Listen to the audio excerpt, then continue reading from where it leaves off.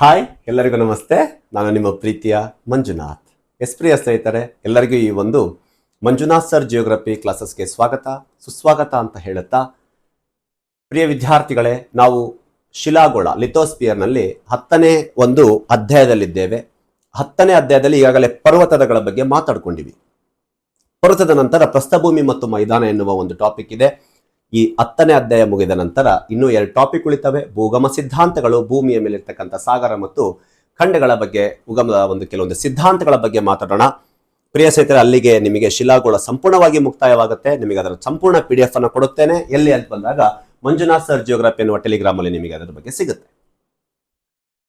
ಪ್ರಿಯ ಸ್ನೇಹಿತರೆ, ಹಾಗಾದ್ರೆ ಬನ್ನಿ ತರಗತಿಯ ದುಮ್ಕೋಣ. ಹೆಚ್ಚು ಸಮಯವನ್ನು ವ್ಯರ್ಥ ಮಾಡೋದು ಬೇಡ. ಇವತ್ತು ಮಾತಾಡ್ತಕ್ಕಂಥದ್ದೇ ಪ್ರಸ್ಥಭೂಮಿ. ಇವತ್ತು ನಾವು ಏನೇನು ಮಾತಾಡ್ತೀವಿ ಅಂತಂದ್ರೆ, ಪ್ರಸ್ಥಭೂಮಿ ಅಂದ್ರೆ ಏನಂತ ಮಾತಾಡ್ತೀವಿ. ಅದರಲ್ಲಿ ಇರ್ತಕ್ಕಂಥ 2 ರೀತಿಯ ಪ್ರಸ್ಥಭೂಮಿಗಳು ನೋಡ್ಕೊಂತೀವಿ. ಒಂದು ಶಿಲಾ ಪಾಕದ ಚಟುವಟಿಕೆಯಿಂದ ಆಗೋದು, ಟೆಕ್ಟಾನಿಕ್ ಚಲನೆಯಿಂದ ಆಗೋದು ನೋಡೋಣ. ಇದಾದ ನಂತರ ಹೀಗೆ ಮುಂದುವರಿತಾ ಹೋದ್ರೆ, ಪ್ರಸ್ಥಭೂಮಿಗಳ ಲಕ್ಷಣವು ಅವುಗಳ ಭೌಗೋಳಿಕ ಸ್ಥಾನ ಮತ್ತು ನಿರ್ಮಾಣಗೊಂಡ ರೀತಿಯನ್ನು ಅವಲಂಬಿಸಿರುವ ಕಾರಣ ನಾವು ಅವುಗಳನ್ನು ಹಲವಾರು ವಿಧಗಳಾಗಿ ವಿಭಾಗ ಮಾಡ್ತೀವಿ. ಅವನ್ನ ನೋಡೋಣ, ಓಕೆನಾ. ಪ್ರಪಂಚದಲ್ಲಿ ಕಂಡು ಬರ್ತಕ್ಕಂಥ ಪ್ರಸ್ಥಭೂಮಿಗಳು ನೋಡಿ, ಪ್ರಪಂಚದಲ್ಲಿ ಇರ್ತಕ್ಕಂಥ ಪ್ರಸ್ಥಭೂಮಿಗಳು, ಆ ಪ್ರಸ್ಥಭೂಮಿಗಳ ವಿಶೇಷತೆಗಳನ್ನು ಮಾತಾಡ್ಕೊಳ್ಳೋಣ. ವರ್ಲ್ಡ್ ಮ್ಯಾಪ್ ಅಲ್ಲಿ ಇಲ್ಲಿ ಡಾರ್ಕ್ ಕಾಣ್ತಾ ಇದೆ ನಿಮಗೆ, ಚಾಕ್ಲೇಟ್ ಕಲರ್, ಅದೆಲ್ಲ ಪ್ರಸ್ಥಭೂಮಿಗಳು. ಇದನ್ನ ಮಾತಾಡಿಕೊಂಡು ನಂತರ ಪ್ರಸ್ಥಭೂಮಿಗೆ ಸಂಬಂಧಪಟ್ಟ ಹಂತ ನೋಡ್ಕೊಳ್ಳೋಣ. ಬಾಲ್ಯ ವ್ಯವಸ್ಥೆ, ಯೌವನ ವ್ಯವಸ್ಥೆ, ವೃದ್ಧಾಪ್ಯ ವ್ಯವಸ್ಥೆಯಲ್ಲಿ ಪ್ರಸ್ಥಭೂಮಿ ಯಾವ ರೀತಿ ಇರುತ್ತೆ ಅಂತಂದೇಳಿ. ಅದು ಮುಗಿದ ನಂತರ ನೆಕ್ಸ್ಟ್ ನಾವು ಸೀದಾ ಮೈದಾನಕ್ಕೆ ದುಮ್ಕೋಣ. ಮೈದಾನದ ಬಗ್ಗೆ ಕುರಿತು ಸಹ ಮಾತಾಡೋಣ. ಪ್ರಿಯ ಸ್ನೇಹಿತರೆ, ಇದು ಇವತ್ತಿನ ತರಗತಿ ಆಗಿರುತ್ತೆ. ಪ್ರಿಯ ಸ್ನೇಹಿತರೆ, ಸಂಪೂರ್ಣವಾದ ಮಾಹಿತಿಯನ್ನು ಒದಗಿಸಿಕೊಡುತ್ತೇನೆ.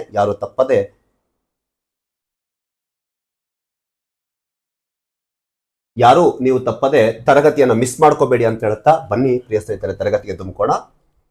ಸಮಯ ವ್ಯರ್ಥ ಮಾಡೋದು ಬೇಡ. ಪ್ರಸ್ಥಭೂಮಿ, ಪ್ಲಾಟ್ಯೂ ಅಂತ ಕರಿತೀವಿ ನಾವು ಇಂಗ್ಲಿಷ್ ಅಲ್ಲಿ. ಪ್ರಸ್ಥಭೂಮಿ, ಈಗಾಗಲೇ ಪರ್ವತಗಳ ಬಗ್ಗೆ ನೋಡಿದೀವಿ. ಪರ್ವತ ಅಂದ್ರೇನು? ಸಮುದ್ರ ಮಟ್ಟದಿಂದ ಅತಿ ಎತ್ತರವಾದ, ನೀಳವಾದ, ಎತ್ತರದ ತುದಿಯನ್ನು ಒಳಗೊಂಡಿರ್ತಕ್ಕಂಥ, ಚೂಪಾದ ತುದಿಯನ್ನು ಒಳಗೊಂಡಿರ್ತಕ್ಕಂಥ ಒಂದು ಪ್ರದೇಶಕ್ಕೆ ನಾವು ಮೌಂಟೇನ್ಸ್, ಪರ್ವತಗಳ ಅಂತ ಕರಿತೀವಿ. ಬಟ್ ಪ್ರಸ್ಥಭೂಮಿ ಅಂತ ಬಂದಾಗ ಸಮುದ್ರ ಮಟ್ಟದಿಂದ ಸರಾಸರಿ ಎತ್ತರ ಇರುತ್ತೆ. ಸಮುದ್ರ ಮಟ್ಟನೇ ಯಾಕೆ ನಾವು ಬಳಕೆ ಮಾಡ್ತೀವಿ ಅಂತ ಪದ ಬಂದಾಗ, ಸಮುದ್ರ ಮಟ್ಟದಿಂದ ನಮಗೆ ಹೈಟ್ ಮೆಜರ್ಮೆಂಟ್ ಕರೆಕ್ಟ್ ಆಗಿ ಸಿಗುತ್ತೆ. ಯಾಕಂದ್ರೆ ಸಮುದ್ರ ಎಲ್ಲಾ ಪ್ರದೇಶದಲ್ಲಿ ಒಂದೇ ವಿಧವಾದ ಸಮತಟ್ಟಾದ ಎತ್ತರವನ್ನು ಒಳಗೊಂಡಿರೋದ್ರಿಂದ ನಮಗೆ ಸರಿಯಾದ ಮೆಜರ್ಮೆಂಟ್ ಸಿಗೋದು ಸಮುದ್ರ ಭಾಗದಿಂದ. ಹಾಗಾಗಿ ನಾವು ಯಾವುದೇ ಎತ್ತರವನ್ನು ಅಳಿಬೇಕಾದ್ರೆ ಭೌಗೋಳಿಕವಾಗಿ ಸಮುದ್ರ ಮಟ್ಟ ಎಂಬ ಪದವನ್ನ ಬಳಕೆ ಮಾಡ್ತೀವಿ. ಕೆಳಗಿರ್ಲಿ. ಭೂಮಟ್ಟ ಬಳಕೆ ಮಾಡಿದ್ರೆ ಭೂಮಟ್ಟ ಎಲ್ಲಾ ಪ್ರದೇಶದಲ್ಲಿ ಒಂದೇ ವಿಧವಾದ ಸಮಾನವಾದ ಎತ್ತರವನ್ನು ಒಳಗೊಂಡಿರಂಗಿಲ್ಲ, ಏರುಪೇರಿರುತ್ತೆ. ಮೈದಾನ, ಪ್ರಸ್ಥಭೂಮಿ, ಪರ್ವತಗಳು, ಹೀಗೆ ಹಲವಾರು ಪ್ರದೇಶಗಳು ಬರೋದ್ರಿಂದ ವೇರಿಯೇಷನ್ ಆಗುತ್ತೆ. ಬಟ್ ಸಮುದ್ರ ಎಲ್ಲಾ ಕಡೆ ಸಮತಟ್ಟಿರೋದ್ರಿಂದ ನಮಗೆ ಮೆಜರ್ಮೆಂಟ್ ಕರೆಕ್ಟ್ ಆಗಿ ಸಿಗುತ್ತೆ. ಹಾಗಾಗಿ ಭೂಮಿಯ ಮೇಲ್ಮೈಯಿಂದ ಭೌಗೋಳಿಕವಾಗಿ ನಾವು ಯಾವುದೇ ಎತ್ತರವನ್ನು ಅಳತೆ ಮಾಡಬೇಕಾದರೆ ಸಮುದ್ರ ಮಟ್ಟ ಎಂಬ ಪದಕವನ್ನು ಬಳಕೆ ಮಾಡಲು ಮೂಲ ಉದ್ದೇಶ ನಮಗೆ ಸರಿಯಾದ ಮೆಜರ್ಮೆಂಟ್ ಸಿಗುತ್ತೆ ಸಮತಟ್ಟಾಗಿರೋದ್ರಿಂದ. ಹಾಗಾಗಿ ಸಮುದ್ರ ಮಟ್ಟದಿಂದ ಎತ್ತರವಾದ ಪ್ರದೇಶ. ಬಟ್ ಏನಿರುತ್ತೆ ಪ್ರಸ್ಥಭೂಮಿ ಅಂತ ಬಂದಾಗ, ಇದು ಕನಿಷ್ಠ ಎತ್ತರವನ್ನು ಒಳಗೊಂಡಿದ್ದು, ಎತ್ತರವಾದ ಪ್ರದೇಶ ಸಮತಟ್ಟಾಗಿ ಒಳಗೊಂಡಿರುತ್ತೆ. ಅದು ನೀಳವಾಗಿ ಹೋಗಿದ್ರೆ ಅದು ನಾವೇನ್ ಕರಿತೀವಿ? ಪರ್ವತ. ಸಂಪೂರ್ಣವಾಗಿ ಚೂಪಾದ ಪ್ರದೇಶವನ್ನು ತುದಿಯನ್ನು ಒಳಗೊಂಡಿರುತ್ತೆ. ಪ್ರಸ್ಥಭೂಮಿ ಅಂತ ಬಂದಾಗ ಈ ರೀತಿ ಇರುತ್ತೆ. ಪರ್ವತ, ಪ್ರಸ್ಥಭೂಮಿ ಅಂತ ಬಂದಾಗ ಈ ರೀತಿ ಇರುತ್ತೆ. ಅರ್ಥ ಆಯ್ತಾ? ಸಮತಟ್ಟಾದ ಎತ್ತರವಾದ ಪ್ರದೇಶವನ್ನು ಒಳಗೊಂಡಿರುತ್ತೆ. ಹೀಗೆ ಪ್ರಸ್ಥಭೂಮಿ, ಪ್ಲಾಟ್ಯೂ ಅಂತ ಬಂದಾಗ, ಪ್ರಸ್ಥಭೂಮಿ ಅಂದ್ರೆ ಸುತ್ತಮುತ್ತಲಿನ ಭೂಪ್ರದೇಶಕ್ಕಿಂತ, ಆ ಪ್ರದೇಶ ಒಳಗೊಂಡಿರ್ತಕ್ಕಂಥ ಸುತ್ತಮುತ್ತಲಿನ ಭೂಪ್ರದೇಶಕ್ಕಿಂತ ಕನಿಷ್ಠ ಅಡಿಗಳಿಗಿಂತಲೂ ಎತ್ತರವಾದ ಉನ್ನತ ಪೀಠ ಮತ್ತು ಸಮತಟ್ಟಾದ. ಇದು ಬಹಳ ಇಂಪಾರ್ಟೆಂಟ್. ಇದು ಸಮತಟ್ಟಾದ, ಇದು ಸಮತಟ್ಟಾದ ಅಲ್ಲ, ಇದು ನೀಳವಾಗಿ ತುದಿಯನ್ನು ಒಳಗೊಂಡಿರುತ್ತೆ ಮೌಂಟೇನ್. ಇದು ಸಮತಟ್ಟಾದ, ಹೌದಲ್ವಾ? ಸಮತಟ್ಟಾದ ಎತ್ತರ ಭೂಪ್ರದೇಶವನ್ನು ಒಳಗೊಂಡಿರ್ತಕ್ಕಂಥ ಭೂರೂಪವಾಗಿರುತ್ತೆ. ಪ್ರಪಂಚದ ಎಲ್ಲಾ ಖಂಡಗಳಲ್ಲಿಯೂ, ಪ್ರಪಂಚದಲ್ಲಿ ಕಂಡು ಬರ್ತಕ್ಕಂಥ ಪ್ರಸ್ತುತ ಇರ್ತಕ್ಕಂಥ ಎಲ್ಲಾ ಈ ಒಂದು ಖಂಡಗಳಿದಾವಲ್ವಾ, ಅದರಲ್ಲಿ 33% ನಾವೇನ್ ನೋಡ್ಬೋದು ಅಂತಂದ್ರೆ ಪ್ರಸ್ಥಭೂಮಿಗಳನ್ನ ನಾವು ನೋಡಬಹುದು. ಪ್ರಿಯ ಸ್ನೇಹಿತರೆ, ಪ್ರಸ್ತುತ ಮೈದಾನ, ಪರ್ವತ, ಪ್ರಸ್ಥಭೂಮಿಯಲ್ಲಿ 33% ನಾವು ಪ್ರಸ್ಥಭೂಮಿಗಳನ್ನ ನೋಡಬಹುದು. ಹೌದಾ? ಪ್ರಿಯ ಸ್ನೇಹಿತರೆ, ಅಂಚುಗಳ ಕಡಿದಾಗಿದ್ದು ನೋಡಿಬೇಕಾದ್ರೆ ಅದರ ತುದಿಗಳ ಕಡಿದಾಗಿರುತ್ತೆ. ಈ ರೀತಿ ಅಂಚುಗಳು ಕಡಿದಾಗಿದ್ದು ಸುತ್ತಲಿನ ಭಾಗದಿಂದ ಎದ್ದು ಕಾಣುವಂತಿರುತ್ತದೆ. ಆದ ಕಾರಣ ಇದನ್ನು ಪೀಠಭೂಮಿ, ಪೀಠ, ಪ್ಲಾಟ್ಯೂ ಏನ್ ಕರಿತೀವಿ? ಟೇಬಲ್ ಲ್ಯಾಂಡ್ ಅಂತಾನೂ ಸಹ ಕರಿತೀವಿ. ನೋಡಿ, ದಿಸ್ ಇಸ್ ದ ಅಂಚುಗಳು ಕಡಿದಾದ ಇಳಿಜಾರನ್ನು ಒಳಗೊಂಡಿರುತ್ತೆ. ಅಷ್ಟೇ ಅಲ್ಲದೆ ಮೇಲೆ ಸಮತಟ್ಟಾದ ಪ್ರದೇಶವನ್ನು ಒಳಗೊಂಡಿರುತ್ತೆ. ನಾವು ಇದಕ್ಕೆ ಪ್ಲಾಟ್ಯೂ ಪ್ರಸ್ಥಭೂಮಿಗಳು ಅಂತ ಕರಿತೀವಿ. ಇಲ್ಲಿದೆ ನೋಡಿ ಈ ರೀತಿ, ಇದು ಪರ್ವತ, ಇದು ಪ್ರಸ್ಥಭೂಮಿ, ಕೆಳಗಡೆ ಮೈದಾನ, ಮೈದಾನದಲ್ಲಿ ನದಿ ವಿಸ್ತಾರವಾಗಿ ಹರಿಯುತ್ತೆ. ನೆಕ್ಸ್ಟ್ ಮಾತಾಡೋದೆ ಮೈದಾನ. ಏನ್ ಮಾತಾಡಿದೀವಿ? ಪರ್ವತ. ಈಗೇನ್ ಮಾತಾಡ್ತಿದೀವಿ? ಪ್ರಸ್ಥಭೂಮಿ. ಅದ್ರ ಕೆಳಗಡೆ ಬಂದ್ರೆ ಮೈದಾನ. ಹೌದಾ? ಈ ರೀತಿ ಮಾತಾಡ್ತೀವಿ ಪ್ರಿಯ ಸ್ನೇಹಿತರೆ. ನಾವು ನೋಡೋಣ ಪ್ರತಿಯೊಂದು ಪ್ರಸ್ಥಭೂಮಿ ಅಂತ ಬಂದಾಗ. ಪ್ರಿಯ ಸ್ನೇಹಿತರೆ ಬನ್ನಿ, ಪ್ರಸ್ಥಭೂಮಿಯ ರಚನೆ ಅಂತ ಬಂದಾಗ ಭೂಮಿಯ ಮೇಲೆ ಪ್ರಸ್ಥಭೂಮಿಯ ರಚನೆಯ ಆಧಾರದ ಮೇಲೆ ನಾವು ಎರಡು ವಿಧಗಳಾಗಿ ವಿಭಾಗ ಮಾಡ್ತೀವಿ. ಒಂದು ಅಂತ ಬಂದಾಗ ಶಿಲಾಪಾಕದ ಚಟುವಟಿಕೆಯಿಂದ, ಇನ್ನೊಂದು ಟೆಕ್ಟಾನಿಕ್ ಚಲನೆ ಅಂತ ಬಂದಾಗ ಫಲಕಗಳ ಚಲನೆಯಿಂದ, ಭೂಫಲಕಗಳ ಚಲನೆಯಿಂದ. ಶಿಲಾಪಾಕ ಅಂತ ಬಂದಾಗ ಪ್ರಿಯ ಸ್ನೇಹಿತರೆ ನಿಮಗೆ ಗೊತ್ತು, ಭೂಮಿಯ ಅಂತಳದಲ್ಲಿ ಕಂಡು ಬರ್ತಕ್ಕಂಥ ಶಿಲಾಪಾಕವು ಆಂತರಿಕ ಒತ್ತಡದಿಂದ ಭೂಮೇಲ್ಮೈ ಬಂದು ಅತಿ ಹೆಚ್ಚು ವಿಸ್ತಾರಗೊಂಡ ಭೂಪ್ರದೇಶವನ್ನು ಆವರಿಸಿಕೊಂಡಾಗ ಅದು ಜ್ವಾಲಾಮುಖಿ ಚಟುವಟಿಕೆಯಿಂದ ಆದಂತಹ ಪ್ರಸ್ಥಭೂಮಿಗಳು ಅಂತ ಕರಿತೀವಿ. ಅಷ್ಟಲ್ಲದೆ ಟೆಕ್ಟಾನಿಕ್ ಅಂತ ಬಂದಾಗ ಎರಡು ಭೂಫಲಕಗಳ ನಿರಂತರ ಚಲನೆಯಿಂದ ಎದ್ಕೊಂಡ್ಬಿಡುತ್ತೆ ಆ ಭೂಭಾಗ. ಎದ್ಕೊಂಡಾಗ ಏನಾಗುತ್ತೆ? ಅದು ಹೈಟ್ ಆಗಿ ಪ್ರಸ್ಥಭೂಮಿಯಾಗಿ ರಚನೆ ಆಗುತ್ತೆ ಪ್ರಿಯ ಸ್ನೇಹಿತರೆ. ಹೀಗೆ ನಾವು ಎರಡು ರೀತಿಯ ಪ್ರಸ್ಥಭೂಮಿಗಳನ್ನು ನೋಡಬಹುದು ಪ್ರಿಯ ಸ್ನೇಹಿತರೆ. ಹಾಗಾದ್ರೆ ಬನ್ನಿ, ಅದರಲ್ಲಿ ಮೊದಲನೇದಾಗಿ ಶಿಲಾಪಾಕದ ಚಟುವಟಿಕೆಯಿಂದ. ಭೂ ಅಂತರದಲ್ಲಿ ಕಂಡು ಬರ್ತಕ್ಕಂಥ ಶಿಲಾಪಾಕವು ಏನ್ ಕರಿತೀವಿ? ಮ್ಯಾಗ್ಮಾ. ಅದೇ ಇರೋದ್ರಿಂದಾನೇ ಭೂಮಿಯ ಮೇಲೆ ಫಲಕಗಳ ಚಲನೆ ಇದೆ, ಇಲ್ಲಾಂದ್ರೆ ಚಲಿಸ್ತಿರ್ಲಿಲ್ಲ. ಭೂ ಅಂತರದ ಶಿಲಾಪಾಕವು ಆಂತರಿಕ ಒತ್ತಡದಿಂದ ಭೂ ಮೇಲ್ಮೈ ಬಂದಾಗ ಬಂಡ ಶಿಲಾಪಾಕವು, ಜ್ವಾಲಾಮುಖಿಯಲ್ಲಿ ಹೇಳಿದ್ದೆ, ಬಂಡ ಶಿಲಾಪಾಕವು ಅತ್ಯಧಿಕ ಪ್ರಮಾಣದ ಸಾಂದ್ರತೆಯನ್ನು ಹೊಂದಿದ್ರೆ ಒಂದೇ ಪ್ರದೇಶದಲ್ಲಿ ಬೀಳ್ತಾ ಬೀಳ್ತಾ ಎತ್ತರ ಹೋಗಿ ಪರ್ವತವಾಗುತ್ತೆ. ಫಾರ್ ಎಕ್ಸಾಂಪಲ್ ಆಫ್ರಿಕಾದಲ್ಲಿ ಕಂಡು ಬರ್ತಕ್ಕಂಥ ಕಿಲಿಮಾಂಜಾರೋ ಇನ್ ತಾಂಜೇನಿಯಾ. ಫಾರ್ ಎಕ್ಸಾಂಪಲ್ ದಕ್ಷಿಣ ಅಮೆರಿಕದಲ್ಲಿ ಕಂಡು ಬರ್ತಕ್ಕಂಥ ಇಕ್ವೆಡಾರ್ ರಾಷ್ಟ್ರದಲ್ಲಿ ಕೋಟಪಾಕ್ಷಿ ಚಿಂಬರಾಜು. ದಕ್ಷಿಣ ಅಮೆರಿಕಂಡದ ಅತಿ ಎತ್ತರವಾದ ಪರ್ವತ ಎಂದು ಕರೆಸಿಕೊಳ್ಳತಕ್ಕಂಥ ಅಕಂಕಾಗುವಾ ಚಿಲಿ ಅಂಡ್ ಅರ್ಜೆಂಟೀನಾ ನಡುಭಾಗದಲ್ಲಿ ಬರ್ತಕ್ಕಂಥದ್ದು. ಯುರೋಪಿನ ಅತಿ ಎತ್ತರವಾದ ಶಿಖರ ಎಲ್ಬ್ರೂಸ್. ಈ ಎಲ್ಲಾ ಶಿಖರಗಳು ಎತ್ತರವಾಗಿವೆ, ಕಾರಣ ಪರ್ವತಗಳೆಂದು ಕರೆಸಿಕೊಳ್ಳುತ್ತವೆ. ಎಂಥ ಪರ್ವತಗಳು? ಜ್ವಾಲಾಮುಖಿ ಕ್ರಿಯೆಯಿಂದ ರಚನೆಯಾದ ಪರ್ವತಗಳು. ಏಕೆ? ಅದರಲ್ಲಿ ಅತ್ಯಧಿಕ ಪ್ರಮಾಣದ ವಿಸ್ಕಸ್ ಪ್ರಮಾಣ ಇರೋದ್ರಿಂದ ಅದು ಅಲ್ಲೇ ಬಿದ್ದು ಬಿದ್ದು ಬಿದ್ದು ಹೈಟ್ ಆಗುತ್ತೆ. ಒಂದು ವೇಳೆ ಏನಾದರೂ ಶಿಲಾಪಾಕದಲ್ಲಿ ಸಾಂದ್ರತೆ ಕಡಿಮೆ ಇದ್ದಾಗ ಅದು ಒಂದೇ ಕಡೆ ಬೀಳದೆ ಹರಿದು ಹೋಗುತ್ತೆ. ಹರಿದು ಹೋಗಿ ಅದು ಪ್ರಸ್ಥಭೂಮಿ, ಸಮತಟ್ಟಾದ ಮೈದಾನವನ್ನು ರಚನೆ ಮಾಡಿ ಎತ್ತರವಾದ ಪ್ರದೇಶದಿಂದ ಕೊಂಡಿರ್ತಕ್ಕಂಥ ಪ್ರಸ್ಥಭೂಮಿ ಆಗುತ್ತೆ. ಪ್ರಸ್ಥಭೂಮಿ ಆಗುತ್ತೆ. ಹೌದಲ್ವಾ? ಎಸ್ ಪ್ರಿಯ ಸ್ನೇಹಿತರೆ, ಹೀಗೆ ಜ್ವಾಲಾಮುಖಿ ಸ್ಫೋಟಗಳಿಂದ ಹೊರಬಂದ ಶಿಲಾಪಾಕವು ದಪ್ಪ ಪದರಗಳ ಸಂಗ್ರಹಗೊಂಡು ಒಂದೊಂದೊಂದೊಂದು ಪದರಗಳ ಲೇಯರ್ ಅತ್ಯಂತ ಹೋಗುತ್ತೆ, ಪ್ರಸ್ಥಭೂಮಿಗಳು ರೂಪಿಸುತ್ತೆ. ಉದಾಹರಣೆಗೆ ದಕ್ಷಿಣ ಭಾರತದಲ್ಲಿ ಕಂಡು ಬರ್ತಕ್ಕಂಥ ನಮ್ಮ ದಕ್ಕನ್ ಪ್ರಸ್ಥಭೂಮಿ. ಪ್ರಿಯ ಸ್ನೇಹಿತರೆ, ದಕ್ಕನ್ ಪ್ರಸ್ಥಭೂಮಿ ಇದು ಗೊಂಡ್ವಾನ ಭೂಭಾಗದ್ದು, ಆಫ್ರಿಕಾದ ಭೂ ಪ್ರದೇಶಕ್ಕೆ ಟಚ್ ಇರ್ತಕ್ಕಂಥದ್ದು. ಹೇಳ್ತೀನಿ, ಆಲ್ಫ್ರೆಡ್ ವೆಗನರ್ ಥಿಯರಿ ನೆಕ್ಸ್ಟ್ ಬರುತ್ತೆ. ಭೂ ಉಗಮ ಸಿದ್ಧಾಂತ, ಭೂಖಂಡ ಸಾಗರಗಳ ಉಗಮ ಸಿದ್ಧಾಂತದಲ್ಲಿ ಆಲ್ಫ್ರೆಡ್ ವೆಗನರ್ ಅವತ್ತೇನೆ ನಾವು ನೋಡಿರ್ತೀವಲ್ವಾ. ಯಾಕಂದ್ರೆ ಭೂಮಿ ಪ್ಯಾಂಜಿಯಾ ಎನ್ನುವಂತ ಒಂದು ಭೂಭಾಗದಿಂದ ಕೂಡಿದ್ದು ಸುತ್ತಲಿರುವ ಭೂಪ್ರದೇಶ, ಸುತ್ತಲಿರ್ತಕ್ಕಂಥ ಜಲಭಾಗಕ್ಕೆ ನಾವು ಪ್ಯಾಂಥಲಸ್, ನಡುವಿರುವ ಭೂಭಾಗಕ್ಕೆ ಪ್ಯಾಂಜಿಯಾ, ಎಲ್ಲ ಕಣ್ಣುಗಳು ಸೇರಿ. ಅದರಲ್ಲಿ ಎರಡು ಭಾಗಗಳಾಗಿ ಉತ್ತರದಲ್ಲಿ ಚಲಿಸಿದ್ದು ಲಾರೇಷಿಯಾ, ದಕ್ಷಿಣದಲ್ಲಿ ಚಲಿಸಿದ್ದು ಗೊಂಡವಾನ, ನಡುವೆ ಆವರಿಸಿದ ನೀರು ತೆತಿಸ್ ಅಂತ ಕರಿತೀವಿ. ಆ ಗೊಂಡವಾನ ಭೂಭಾಗ ಆಫ್ರಿಕಾದ ಭಾಗಕ್ಕೆ ಭಾರತ ಟಚ್ ಇತ್ತು. ಅಲ್ಲಿ ಆ ಒಂದು ಅವಧಿಯಲ್ಲಿ ಭೂಮಿಯ ಮೇಲೆ ನಿರಂತರ ಜ್ವಾಲಾಮುಖಿ ಚಟುವಟಿಕೆಗಳಿಂದ ಆ ದಕ್ಕನ್ ಪ್ರಸ್ಥಭೂಮಿ ರಚನೆ ಆಗಿದೆ. ಭೂಮಿಯ ಮೇಲೆ ಅತ್ಯಂತ ಹಳೆಯ ಭೂಭಾಗ, ಭೂ ಸ್ವರೂಪ ಭಾರತದ ಭೌಗೋಳಿಕ ಸ್ಥಾನದಲ್ಲಿ ಅತ್ಯಂತ ಹಳೆಯ ಭಾಗ ಅಂತ ಬಂದ್ರೆ ನಮ್ಮ ದಕ್ಕನ್ ಪ್ರಸ್ಥಭೂಮಿ. ಜ್ವಾಲಾಮುಖಿ ಚಟುವಟಿಕೆಯಿಂದ ವಿಸ್ತಾರವಾದ ಪದರಗಳಿಂದ ರಚನೆ ಆಗಿರುತ್ತೆ. ಅದಕ್ಕೆ ದಕ್ಷಿಣ ಭಾರತದಲ್ಲಿ ಅನೇಕ ಖನಿಜಾಂಶಗಳು, ಮಿನರಲ್ ರಿಸೋರ್ಸ್ ಸಿಗುತ್ತೆ. ಬೆಸ್ಟ್ ಎಕ್ಸಾಂಪಲ್ ಛೋಟಾ ನಾಗ್ಪುರ್, ಭಾರತದ ರೋರ್ ಎಂದು ಕರೆಸಿಕೊಳ್ಳುತ್ತೆ. ನಮ್ಮ ಕರ್ನಾಟಕದಲ್ಲಿ ಚಿನ್ನ ಸಿಗುತ್ತೆ, ತಾಮ್ರ ಸಿಗುತ್ತೆ. ಅಷ್ಟೆಲ್ಲ ಯಾಕೆ, ಬಾಕ್ಸೈಟ್ ಆಂಧ್ರ ಪ್ರದೇಶ ಕಡೆಲ್ಲ ಹೋದ್ರೆ ಬಾಕ್ಸೈಟ್ ಸಿಗುತ್ತೆ. ನೀವು ಒಡಿಸ್ಸಾ, ಜಾರ್ಖಂಡ್, ಛತ್ತೀಸ್ಗಢ, ಪಶ್ಚಿಮ ಬಂಗಾಳ ಈ ಭಾಗದಲ್ಲಿ ಹೋದ್ರೆ ಕಲ್ಲಿದ್ದಲು ಸಿಗುತ್ತೆ, ಕಬ್ಬಿಣ ಸಿಗುತ್ತೆ. ಕರ್ನಾಟಕವು ಕಬ್ಬಿಣ ನಿಕ್ಷೇಪಕ್ಕೆ ಹೆಸರುವಾಸಿ. ನಿಮಗೆ ಗೊತ್ತಿರಲಿ, ಪ್ರಸ್ಥಭೂಮಿಗಳಲ್ಲಿ ಪ್ರಮುಖವಾಗಿ ಇಂಪಾರ್ಟೆಂಟ್ ಅಂತ ಬಂದಾಗ ಖನಿಜ ಸಂಪನ್ಮೂಲಗಳ ಒಂದು ಹೇರಳವಾಗಿ ಸಿಗುವ ಪ್ರದೇಶವಾಗಿರುತ್ತೆ. ಕಾರಣ ಅಂತರಾಳದಲ್ಲಿರ್ತಕ್ಕಂಥ ಅಗ್ನಿಶಿಲೆಯು ನಿರಂತರವಾಗಿ ಚಟುವಟಿಕೆಯಿಂದ ಆಂತರಿಕವಾಗಿರ್ತಕ್ಕಂಥ ಎಲ್ಲಾ ಖನಿಜಾಂಶಗಳು ಭೂಮಿಯ ವಾತಾವರಣದಲ್ಲಿ ಬಂದು ಬಹು ವಿಸ್ತಾರಗೊಂಡಿರಬೇಕು. ಅದನ್ನು ನಾವು ಪ್ರಸ್ಥಭೂಮಿ, ಸಮತಟ್ಟಾದ ಪ್ರದೇಶ. ಹೀಗೆ ಬೆಸ್ಟ್ ಎಕ್ಸಾಂಪಲ್ ಪ್ರಸ್ಥಭೂಮಿ, ದಕ್ಕನ್ ಟ್ರ್ಯಾಪ್, ಬಸಾಲ್ಟ್ ಬಂಡೆಯ ದಪ್ಪ ಪದರಗಳಿಂದ ಕೂಡಿದ್ದು. ಇದು ಜ್ವಾಲಾಮುಖಿ ಚಟುವಟಿಕೆಯ ಪರಿಣಾಮವಾಗಿ. ಮತ್ತು ಕೊಲಂಬಿಯಾ ಪ್ರಸ್ಥಭೂಮಿ ಅಂತ ಇನ್ನೊಂದನ್ನು ಬರುತ್ತೆ. ಕೊಲಂಬಿಯಾ ಪ್ರಸ್ಥಭೂಮಿ ಅಮೆರಿಕದಲ್ಲಿ ಬರುತ್ತೆ. ನೋಡೋಣ ಪ್ರಿಯ ಸ್ನೇಹಿತರೆ, ಬೇಕಾದ್ರೆ ಇಲ್ಲಿ ನೋಡಿ, ಭೂ ಅಂತಳದ ಶಿಲಾಪಾಕವು ಭೂ ಮೇಲ್ಮೈ ಬಂದು ನೋಡಿ ಈ ರೀತಿ ನೀಳವಾಗಿ ಮೌಂಟೇನ್ ಆಗ್ತಾ ಇಲ್ಲ, ವಿಸ್ತಾರ ಆಗ್ತಾ ಇದೆ. ಯಾಕಂದ್ರೆ ಸಾಂದ್ರತೆ ಪ್ರಮಾಣ ಕಡಿಮೆ ಇರೋದ್ರಿಂದ, ವಿಸ್ಕಾಸ್ ಪ್ರಮಾಣ ಕಡಿಮೆ ಇರೋದ್ರಿಂದ ದೂರ ಸರಿದು ಪ್ರಸ್ಥಭೂಮಿಯಾಗಿ ರಚನೆ ಆಗುತ್ತೆ. ಈ ರೀತಿ ಟಾಪ್ ವ್ಯೂ ಇಂದ ನೋಡೋದಾದ್ರೆ ಈ ರೀತಿ ಇದು ಬಹಳ ದೊಡ್ಡ ಪ್ರದೇಶ ಇರುತ್ತಾ, ನಿಮಗೆ ನಾವು ಸ್ಯಾಟಲೈಟ್ ಮೂಲಕ ನೋಡಿರ್ತಕ್ಕಂಥ ಪ್ರದೇಶ ಈ ರೀತಿ ಎದ್ದಿರುತ್ತೆ ಪ್ರಸ್ಥಭೂಮಿ. ನೋಡಿ ಈ ರೀತಿ ಸಮತಟ್ಟಾದ ಪ್ರದೇಶ, ಎತ್ತರವಾದ ಪ್ರದೇಶ, ಪರ್ವತಕ್ಕಿಂತ ಕಡಿಮೆ ಮೈದಾನಕ್ಕಿಂತ ಎತ್ತರವಾದ ಪ್ರದೇಶವನ್ನು ಒಳಗೊಂಡಿರ್ತಕ್ಕಂಥದಕ್ಕೆ ನಾವು ಪ್ರಸ್ಥಭೂಮಿ, ಇದು ಜ್ವಾಲಾಮುಖಿ ಚಟುವಟಿಕೆಯಿಂದಾದ ಪ್ರಸ್ಥಭೂಮಿ ಅಂತ ಕರೆಸಿಕೊಳ್ಳುತ್ತೆ. ಟೆಕ್ಟಾನಿಕ್ ಚಲನೆ, ಎರಡು ಭೂಫಲಕಗಳ ನಿರಂತರ ಚಲನೆಯಿಂದ ಆಗುವ ಪ್ರಸ್ಥಭೂಮಿಗಳಿವು. ಭೂಫಲಕಗಳು ಪ್ಲೇಟ್ ಟೆಕ್ಟಾನಿಕ್ ಮೂವ್ಮೆಂಟ್ಸ್ ಅಂತ ಕರಿತೀವಿ. ಹೌದಾ? ನೋಡಿ, ಇಲ್ಲೊಂದು ಭೂಫಲಕ ಚಲಿಸ್ತಾ ಇದೆ, ಇಲ್ಲೊಂದು ಭೂಫಲಕ ಚಲಿಸ್ತಾ ಇದೆ. ಹೀಗೆ ಚಲಿಸಬೇಕಾದ್ರೆ ಇಲ್ಲಿ ಪರ್ವತ ರಚನೆ ಆಯ್ತು. ಎಕ್ಸಾಂಪಲ್ ಹಿಮಾಲಯ ತಗೊಳ್ಳಿ, ಟಾಪ್ ವ್ಯೂ ಹಿಮಾಲಯ. ಅದರ ಹಿಂದಿರುವ ಭಾಗ ಟಿಬೇಟ್ ಪ್ರಸ್ಥಭೂಮಿ. ನೋಡಿ, ಅದರ ಹಿಂದಿರುವ ಭಾಗ ಪ್ರಸ್ಥಭೂಮಿ. ಎತ್ತರ ಆಗಿದೆ, ಬಟ್ ಏನಾಗಿದೆ, ಸಮತಟ್ಟಾಗಿದೆ. ಎತ್ತರ ಇಲ್ಲಿ ಜಾಸ್ತಿ ಆಗಿದೆ, ಫೋಲ್ಡ್ ಆಗಿ ಮೌಂಟೇನ್ ಆಗಿದೆ. ಎಕ್ಸಾಂಪಲ್ ಹಿಮಾಲಯ, ಈ ಕಡೆ ಬಂದ್ಬಿಟ್ಟು ಟಿಬೇಟ್. ಪ್ರಪಂಚದ ಮೇಲ್ಚಾವಣಿ ಎಂದು ಕರೆಸಿಕೊಳ್ಳುತ್ತೆ. ಪ್ರಪಂಚದ ಅತ್ಯಂತ ಎತ್ತರವಾದ ಪ್ರಸ್ಥಭೂಮಿ ಟಿಬೇಟ್ ಪ್ರಸ್ಥಭೂಮಿ. ಪ್ರಿಯ ಸ್ನೇಹಿತರೆ, ಗೊತ್ತಿರಲಿ, ಅದನ್ನು ಸಹ ಪ್ರಶ್ನೆಗಳನ್ನ ಕೇಳ್ತಾನೆ ಎಕ್ಸಾಮ್ ನಲ್ಲಿ, ಹುಷಾರಿರಿ. ಭೂಮಿಯ ಫಲಕಗಳ ಚಲನೆಯಿಂದಾಗಿ ಭೂಪ್ರದೇಶಗಳು ಮೇಲೆತ್ತಲ್ಪಟ್ಟು ಪ್ರಸ್ಥಭೂಮಿಗಳು ರೂಪುಗೊಳ್ಳುತ್ತವೆ ಮತ್ತು ಪರ್ವತಗಳು ರೂಪುಗೊಳ್ಳುತ್ತವೆ.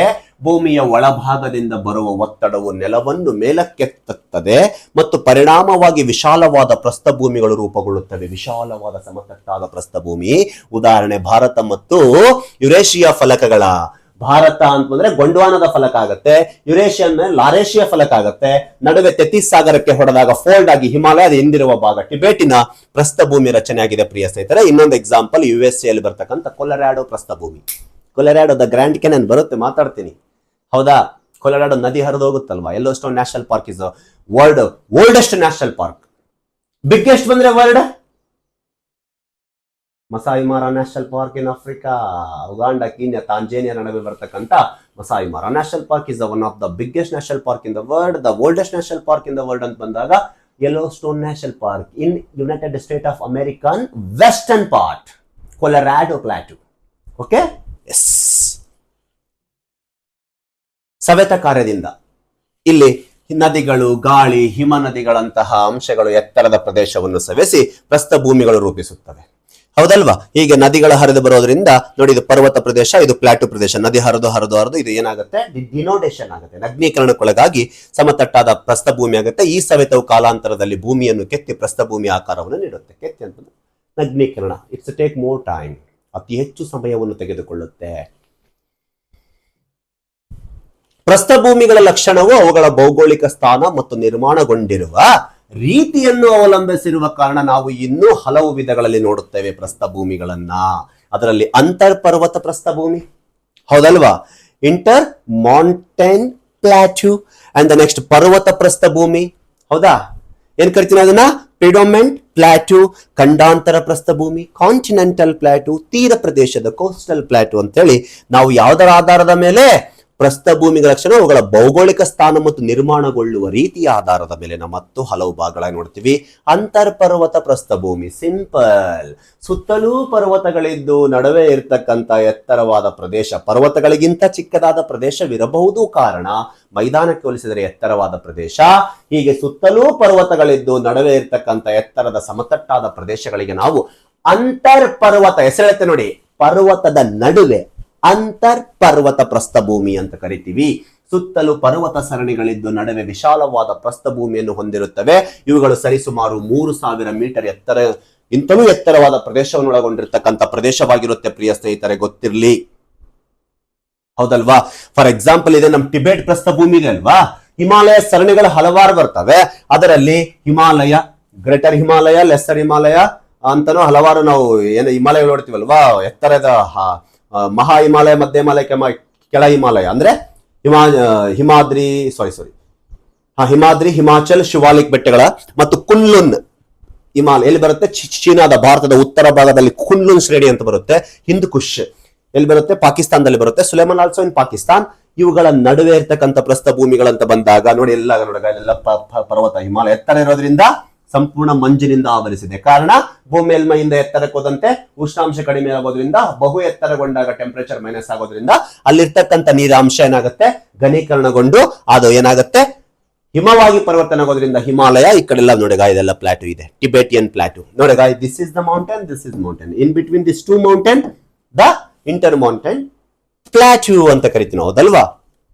ಈ ರೀತಿ ಅಂತರ್ಪರ್ವತ ಪ್ರಸ್ಥಭೂಮಿಗಳು ಒಂದು. ಎರಡನೇದು ಪರ್ವತದ ಪಾದ ಪ್ರಸ್ಥಭೂಮಿಗಳು ಅಂತ ಬಂದಾಗ ಪರ್ವತದ ಕೆಳಭಾಗದಲ್ಲಿ ಕಂಡು ಬರ್ತಕ್ಕಂಥ ಪ್ರಸ್ಥಭೂಮಿಗಳು. ನಾವು ಪರ್ವತ ಪಾದ, ಬಟ್ ಎರಡೂ ಕಡೆ ಪರ್ವತ ಒಳಗೊಂಡಿದ್ರೆ ಅಂತರ್, ಒಂದು ಕಡೆ ಪರ್ವತವಿದ್ದು ಕೆಳಗಿರುವ ಪ್ರದೇಶವನ್ನು ಒಳಗೊಂಡಿದ್ದು ಮುಂದೆ ಸಮುದ್ರ ಸಾಗರವಾಗಲಿ ಅಥವಾ ಮೈದಾನವನ್ನು ಒಳಗೊಂಡಿರ್ತಕ್ಕಂಥ ಭಾಗವಾಗಿರಬೇಕು. ಸಮುದ್ರ ಸಾಗರವಲ್ಲ ಅಥವಾ ಮೈದಾನ ಒಳಗೊಂಡಿರ್ತಕ್ಕಂಥ ಭಾಗ ಇದು ನಾವು ಏನ್ ಕರಿತೀವಿ ನಾವು ಇದನ್ನ ಪೆಡೋಮೆಂಟ್ ಪ್ಲಾಟ್ಯೂ ಅಂತ ಕರಿತೀವಿ ಪ್ರಿಯ ಸ್ನೇಹಿತರೆ. ಪರ್ವತ ಪಾದ ಪ್ರಸ್ಥಭೂಮಿ, ಹೌದಲ್ವಾ. ನೋಡಿ ಈ ರೀತಿ ಒಂದ್ ಕಡೆ ಮೌಂಟೇನ್ ಇದೆ, ಈ ರೀತಿ ಪ್ಲಾಟ್ಯೂ ಇದೆ, ಇಲ್ಲಿ ಸಿ ಇದೆ ಅಥವಾ ಪ್ಲೇನ್ ಅನ್ನು ಕಂಡು ಬರಬಹುದು, ಮೈದಾನವು ಕಂಡು ಬರುವುದು. ಇವುಗಳ ಪರ್ವತ ಸರಣಿಯ ಅಂಚಿನಲ್ಲಿ ಕಂಡು ಬರುತ್ತವೆ, ಪರ್ವತ ಸರಣಿಯ ಕೆಳಭಾಗದ ಅಂಚಿನಲ್ಲಿ ಕಂಡು ಬರುತ್ತವೆ. ಸಾಮಾನ್ಯವಾಗಿ ಒಂದು ಬದಿಯಲ್ಲಿ ಮೈದಾನವಿದ್ದು ಅಥವಾ ಸಮುದ್ರವಿರುತ್ತದೆ, ಒಂದು ಬದಿಯಲ್ಲಿ ಮೈದಾನವಿರುತ್ತೆ ಅಥವಾ ಸಮುದ್ರವಿರುತ್ತದೆ. ಅದಕ್ಕೆ ನಾವೇನಂತ ಕರಿತೀವಿ, ಪರ್ವತ ಪಾದ ಪ್ರಸ್ಥಭೂಮಿಗಳಂತ ಕರಿತೀವಿ. ಉದಾಹರಣೆಗೆ ಅಮೆರಿಕಾದ ಕೊಲರಾಡೋ, ದಕ್ಷಿಣ ಅಮೆರಿಕಾದ ಪಟಗೋನಿಯಾ. ಪಟಗೋನಿಯಾ ಅಂತ ಬಂದಾಗ ಪ್ರಿಯ ಸ್ನೇಹಿತರೆ ಈ ಕಡೆ ಅಟ್ಲಾಂಟಿಕ್ ಸಾಗರ ಬರುತ್ತೆ, ಕೊಲರಾಡೋ ಅಂತ ಬಂದಾಗ ಈ ಕಡೆ ಬರುತ್ತೆ ಪೆಸಿಫಿಕ್ ಓಷನ್ ಬರುತ್ತೆ. ಬೇಕಾದ್ರೆ ನೋಡಿ ನೋಡಿ ನೋಡಿ ಮ್ಯಾಪ್ ಅಲ್ಲಿ ನಿಮಗೆ ನೆಕ್ಸ್ಟ್ ತೋರಿಸ್ತೀನಿ, ಗೊತ್ತಾಗುತ್ತೆ. ಖಂಡಾಂತರ ಪ್ರಸ್ಥಭೂಮಿ ಕಾಂಟಿನೆಂಟಲ್ ಪ್ಲಾಟೋ ಅಂತ ಬಂದಾಗ ಪ್ರಿಯ ಸ್ನೇಹಿತರೆ ಬೆಸ್ಟ್ ಎಕ್ಸಾಂಪಲ್ ನಮ್ಮ ಭಾರತನೇ ತೆಗೆದುಕೊಳ್ಳಬಹುದು. ಬಹು ವಿಸ್ತಾರವಾದ ಪ್ರಸ್ಥಭೂಮಿ ಆಗಿದ್ದು ಎರಡು ಕಡೆ ಏನಾಗಿರುತ್ತೆ, ವಿಶಾಲವಾದ ಪ್ರದೇಶವನ್ನು ಒಳಗೊಂಡಿದ್ದು, ಆ ಕಡೆ ಸಮುದ್ರ ಸಾಗರದ ತೀರವನ್ನು ಒಳಗೊಂಡಿರ್ತಕ್ಕಂಥ ಪ್ರದೇಶವಾಗಿರುತ್ತೆ. ಸುತ್ತಲಿನ ತಗ್ಗು ಭಾಗಗಳ ಕಡೆಗೆ ಅಥವಾ ಸಮುದ್ರ ತೀರದ ಕಡೆಗೆ ಕಡಿದಾದ ಇಳಿಜಾರನ್ನು ಹೊಂದಿದ್ದು ಹೆಚ್ಚು ಎತ್ತರವಾಗಿರುವ ಭೂಪ್ರದೇಶದ ನಡುವೆ ಇರುವ ಭೂಮಿಯ ಖಂಡಾಂತರ ಪ್ರಸ್ಥಭೂಮಿ ಎಂದು ಕರೆಯುತ್ತೇವೆ. ಬಹಳ ವಿಸ್ತಾರವಾದ ಪ್ರದೇಶವನ್ನು ಒಳಗೊಂಡಿದ್ದು, ಎರಡೂ ಕಡೆ ಬೃಹತ್ ಜಲಭಾಗವನ್ನು ಒಳಗೊಂಡಿದ್ದು, ಕಡಿದಾದ ಇಳಿಜಾರನ್ನು ಒಳಗೊಂಡಿರ್ತಕ್ಕಂಥ ದೊಡ್ಡ ಪ್ರದೇಶಕ್ಕೆ ನಾವು ಕರಿತೀವಿ. ಉದಾಹರಣೆಗೆ ಆಫ್ರಿಕಾ, ಇಲ್ಲಿ ಆಫ್ರಿಕಾ ತಗೊಂಡಿಲ್ಲ, ಆಫ್ರಿಕಾ ಕಾಂಟಿನೆಂಟ್ ಬರುತ್ತಲ್ವಾ, ಆಫ್ರಿಕಾ, ಅರೇಬಿಯನ್ ಕೊಟ್ಟಿದಾನ ಇಲ್ಲ, ಇರ್ಲಿ, ಆಸ್ಟ್ರೇಲಿಯಾ, ಆಮೇಲೆ ಸ್ಪೇನ್, ಭಾರತ ಇಲ್ಲಿದೆ ನೋಡಿ, ದಿಸ್ ಇಸ್ ದ ಸ್ಪೇನ್, ಇಲ್ಲಿ ಕೊಟ್ಟಿಲ್ಲ ಅವನು, ಸ್ಪೇನ್ ಎಂದು ಸಹ ಕೊಟ್ಟಿಲ್ಲ. ಯುರೋಪ್ ಭಾರತದ ಪರ್ಯಾಯ ಇದು ಒಂದು ತಗೊಳ್ಳಿ ಎಕ್ಸಾಂಪಲ್ ಸಹ ಪರ್ಯಾಯ. ದಕ್ಷಿಣ ಆಫ್ರಿಕಾ ಕೇಪ್ ಪ್ರಾಂತ್ಯ, ದಕ್ಷಿಣ ಆಫ್ರಿಕಾದಲ್ಲಿ ಕೇಪ್ ಟೌನ್ ಬರುತ್ತಲ್ವಾ, ಸೌತ್ ಆಫ್ರಿಕಾ ಭಾಗದಲ್ಲಿ ಆ ಪ್ರಾಂತ್ಯ. ಗ್ರೀನ್ಲ್ಯಾಂಡ್, ಅಂಟಾರ್ಟಿಕಾ ಖಂಡದಲ್ಲಿ ನಾವು ನೋಡಬಹುದು. ನೋಡಿ ಈ ರೀತಿ this plateau, this plateau, this plateau ಇಲ್ಲಿದೆ ನೋಡಗ. ಮೆಡಿಟೇರಿಯನ್ ಅಂಡ್ ಬ್ಲಾಕ್ ಸಿ ನಡುವೆ ಇರತಕ್ಕಂಥ ಈ ಪ್ಲಾಟ್, ಸುತ್ತ ಏನಿದೆ, ನೀರಿದೆ, ನಡುವೆ ವಿಶಾಲವಾದ ಪ್ರದೇಶ, ಕಡಿದಾದ ಇಳಿಜಾರು, ಖಂಡಾಂತರ ಪ್ರಸ್ಥಭೂಮಿ. ಸಮುದ್ರ ತೀರಕ್ಕಿಂತ ಬಹು ಒಳಗಡೆ ಇರತಕ್ಕಂಥ ಎತ್ತರವಾದ ಪ್ರದೇಶಕ್ಕೆ ನಾವು ಖಂಡಾಂತರ ಪ್ರಸ್ಥಭೂಮಿ. ಬೆಸ್ಟ್ ಎಕ್ಸಾಂಪಲ್ ನಮ್ಮ ಭಾರತನೇ ತೆಗೆದುಕೊಳ್ಳಬಹುದು ಪ್ರಿಯ ಸ್ನೇಹಿತರೆ, ಹೌದಲ್ವಾ.